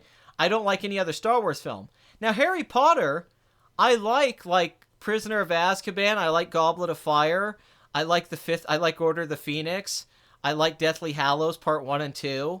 The only ones I'm not too big on is like Half-Blood Prince and Chamber of Secrets. And even the first one I think is kind of charming. So I prefer Empire Strikes Back more than any of the other films, and Fellowship of the Ring's great. But I guess if you're talking all movies, I actually like more Harry Potter films than I do other films. Harry Potter's actually a pretty consistent franchise, but I guess the standard's a little different. But yeah, that's weird to think about. It never occurred to me. Oh, it wasn't the homophobic thing. It's just there's all these fanboys for Call Me by Your Name because all these girls and guys want to have sex with Timothée Chalamet and they get obsessed with it. It's like criticizing a YA book. It reminded me of criticizing Twilight or like Fault in Our Stars and getting those kind of reactions. And it's like, okay, why are you treating this as YA crap? This isn't YA crap. Don't yell at me like this. Half-Blood Prince has the best cinematography. Definitely. Christopher Nolan was going to make an Aviator film. Yeah, I know that. Yeah, before Martin Scorsese did his, that's what they were working on. I was very interested to see that film. All right. I mean, I don't dislike Return of the Jedi. I like it, but it's definitely it's too easy to pick apart. There's too many problems with that movie. As my friend said recently, it's too easy to pick apart. No, yeah, I'm not a Harry Potter hater. It's fun. I know she's trying to do C.S. Lewis meets, detective stories, and she puts these kids, but it's not bad, her trying to do a new Narnia, but I thought they made good movies. I don't think they're necessarily terrific books. They're fun little books, but I think they made pretty good movies out of them with nice characters and plots. It's better than the new Star Wars movies. I mean, really think about Force Awakens and The Last Jedi. I much prefer Ron, Hermione, and Harry's characters and their friendships and what they go through than the new leads. Much, much so. Half-Blood Prince mixes the intimacy, warmth, and the darkness. Well, Half-Blood Prince has a wonderful ending, and I'll end on this. I'll end on this as my last thing, because this episode's probably gone well over 2 hours, and I'm assuming it has. Yes, 2.5 hours. So this is going to be one of the long ones. Although I guess I knew it was going to happen. My wonderful girlfriend's not here with me tonight, so I'm all alone with this Judd Apatow book, Dick in the Head. There's like... there's a wonderful thing about Half-Blood Prince and the cinematography. Who's the DP who did who did Amelie, which is one of the best looking films. Fantastic Beasts is good. It's okay. The biggest problem is J.K. Rowling's not a very good screenwriter. It's David Yates' best direction in a lot of ways. The cinematography and his directions is best, and the production design. In fact, it won costume design too. And I like the lead character, Nate Scamander, and I thought Colin Farrell was terrific in it. But yeah, that script is a mess with Ezra Miller when that stuff comes in. No, he's one that kind of gets away with being long. I don't mind long movies. I just want it to mean something. I want you to make a long movie for a reason, not just to make a long movie because you fell in love with everything you were doing. For me, Call Me by Your Name came across as if the director knew he had something good and he fell in love with it too much and he couldn't be more objective in the editing process, which I've seen with a lot of films. Yeah, we've never broke 4 hours. We've done like 3 hours and 15 minutes. 4 hours would be the record. But Half-Blood Prince, right? What's that movie about at the end of the day? And it's a film I'm not a big fan of, by the way. I think it's a very boring film with a pretty poor... It's one of Steve Klove's worst screenplays. And I'm a big Steve Klove's fan, the Wonder Boys and the Fabulous Baker Boys. If Boys is in the title, it's a good movie if Steve Klove's wrote it. This is the return of the king of box office. Yeah, it's going to have 5 endings. Okay, folks? 5 endings, folks. Okay. I saw Lord of the Rings. It's kind of overrated. It's just a bunch of people walking around. I don't see the big deal, gang. Yeah, you need better editors. Yes, editing is part of the problem. Yes, Tarantino suffers from this. His films are too long and indulgent now, where Pulp Fiction is long, but it's got wonderful editing, and it makes it long. Reservoir Dogs is only 95 minutes or something. It's great. But if you make a long movie, and it doesn't require that length, it just comes off indulgent to me almost every time. You're not telling a story at that point. So, Half-Blood Prince is... Hogwarts is basically them moving on. It's the end of the end. You know, it's Harry, Hermione, and they're all growing up. They're really growing up now. And they're falling in love. There's passions. Harry's trying, and they find out Blood Prince. And the way that movie is lit and photographed is amazing. Everything in Hogwarts, it looks like an old photograph itself. It looks like a picture that's fading in that movie, the way he lights that film. So Hogwarts, which has been this grand, beautiful place to us, this place of grandeur, in that film, really looks like an old castle. It looks like an old place, and it's setting there. And it looks like the nostalgia, like fond. And that's a film where they're getting nostalgic for the old days. They want it to be like the old days, and they're realizing that it's not going to be that way anymore. And Hogwarts is filmed so beautifully in that. It's like a half-remembered memory of something. He shoots it in that movie to make it feel like kind of like a memory of what we thought Hogwarts was and what the characters thinks it was. And it is the calm before the storm because they have to let Hogwarts go at the end to go on their journey to come back to it. And what's the last line of Harry Potter and the Half-Blood Prince? What's the last line of the movie? Harry, after Dumbledore dies, spoilers, after gay Dumbledore dies, they all go out. They all go to the top in this like tower, and they're all sitting there together, the trio. And Harry's looking out the window. And he says, I never realized how beautiful this place was. And to me, that really sums up the best thing about Half-Blood Prince and how gorgeous. There's an article about that movie cinematography, but the last line, I never realized how beautiful this place was. And with the cinematography in the movie, that's the statement they're making. I'm going to make Hogwarts look more voluptuous, beautiful, grand than it's ever looked. I'm going to make the little details of Hogwarts, because it's masterfully. I mean, it's the only one that ever got nominated for Best Cinema. I cannot emphasize how great the cinematography to Harry Potter and the Half-Blood Prince is. It's phenomenal. It really is. It's like 10 out of 10. I mean, it honestly probably should have won. You could make the argument that it should have won. You don't watch children's movies. I wouldn't really say the Harry Potter films are children's movies after a point. Like, I don't think at all Deathly Hallows 1 and 2 are kids' movies. Like, at all. Half-Blood Prince, a kid would be bored during that movie? I never thought how beautiful this place was. I never realized how beautiful this place was. Yes. Well, because like a kid's movie is a movie that's made only for kids, not a movie that adults can watch and comprehend. That's like Star Wars isn't a kid's movie, even though they try to claim it is. That Luke's family gets murdered. His aunt and uncle get murdered, and you see them dead bodies. And then at the end, terrorists blow up a planet of 2 billion people. So this whole, like, kids' movies thing's just one of those silly things, because a kids' movie, something like Toy Story, that's a kids' movie, because it's for kids to really put themselves, it's best for a kid. And it's a memory that helps the trio prepare for the war against Voldemort. Yes. And that whole movie frames Hogwarts in the lighting in a way of a memory, and then it ends on a memory. And Harry saying that I never realized how beautiful it was. And we never realized how beautiful this place was either. And like a photograph that's fading, Hogwarts is kind of fading away. With us and the characters and the franchise and everything. And that's what's so beautiful about it. It's really likable.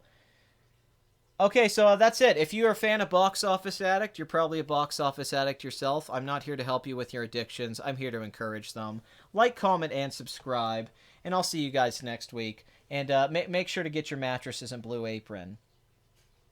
Yeah, I know, that's I hate that about it. Kids movie equals movie for everyone. I hate when it became that. Like, if you make Star Wars is totally a kid's film. Kids love murder, blood, dark, cloaked men, and robot masks with scary voices, bar fight. I know. Yeah, if you make a film that appeals to all audience, it's a kid's film. It's like, no, that doesn't... Like, Spirited Away isn't a kid's film just because anyone can watch it. But this has have to be the... Half-Blood Prince is on the lower end of the spectrum for me, but I definitely realized the thing about the color palette until just now when you mentioned it. That's a good insight. It is. That's what the whole movie's about. The movie, unfortunately, it just has a really bad script from Steve Kloves. The script's horrible. That last line, I was the Half-Blood Prince, but no payoff. It's got some good scenes, but the color palette is making it a memory. And then at the end, Harry realizes that because of that he's going to remember it now. It is becoming a memory, just like Dumbledore's a memory now. But thanks, folks. Have a good time, folks. All right, so I'm going to play you guys out some music. We went 2.5 hours. I'm a madman. This is Suburban Sunrise from Sharkfoot. This is Pat. And please rewind your VHS tapes or you bring them back to the store. I'll see you guys next week.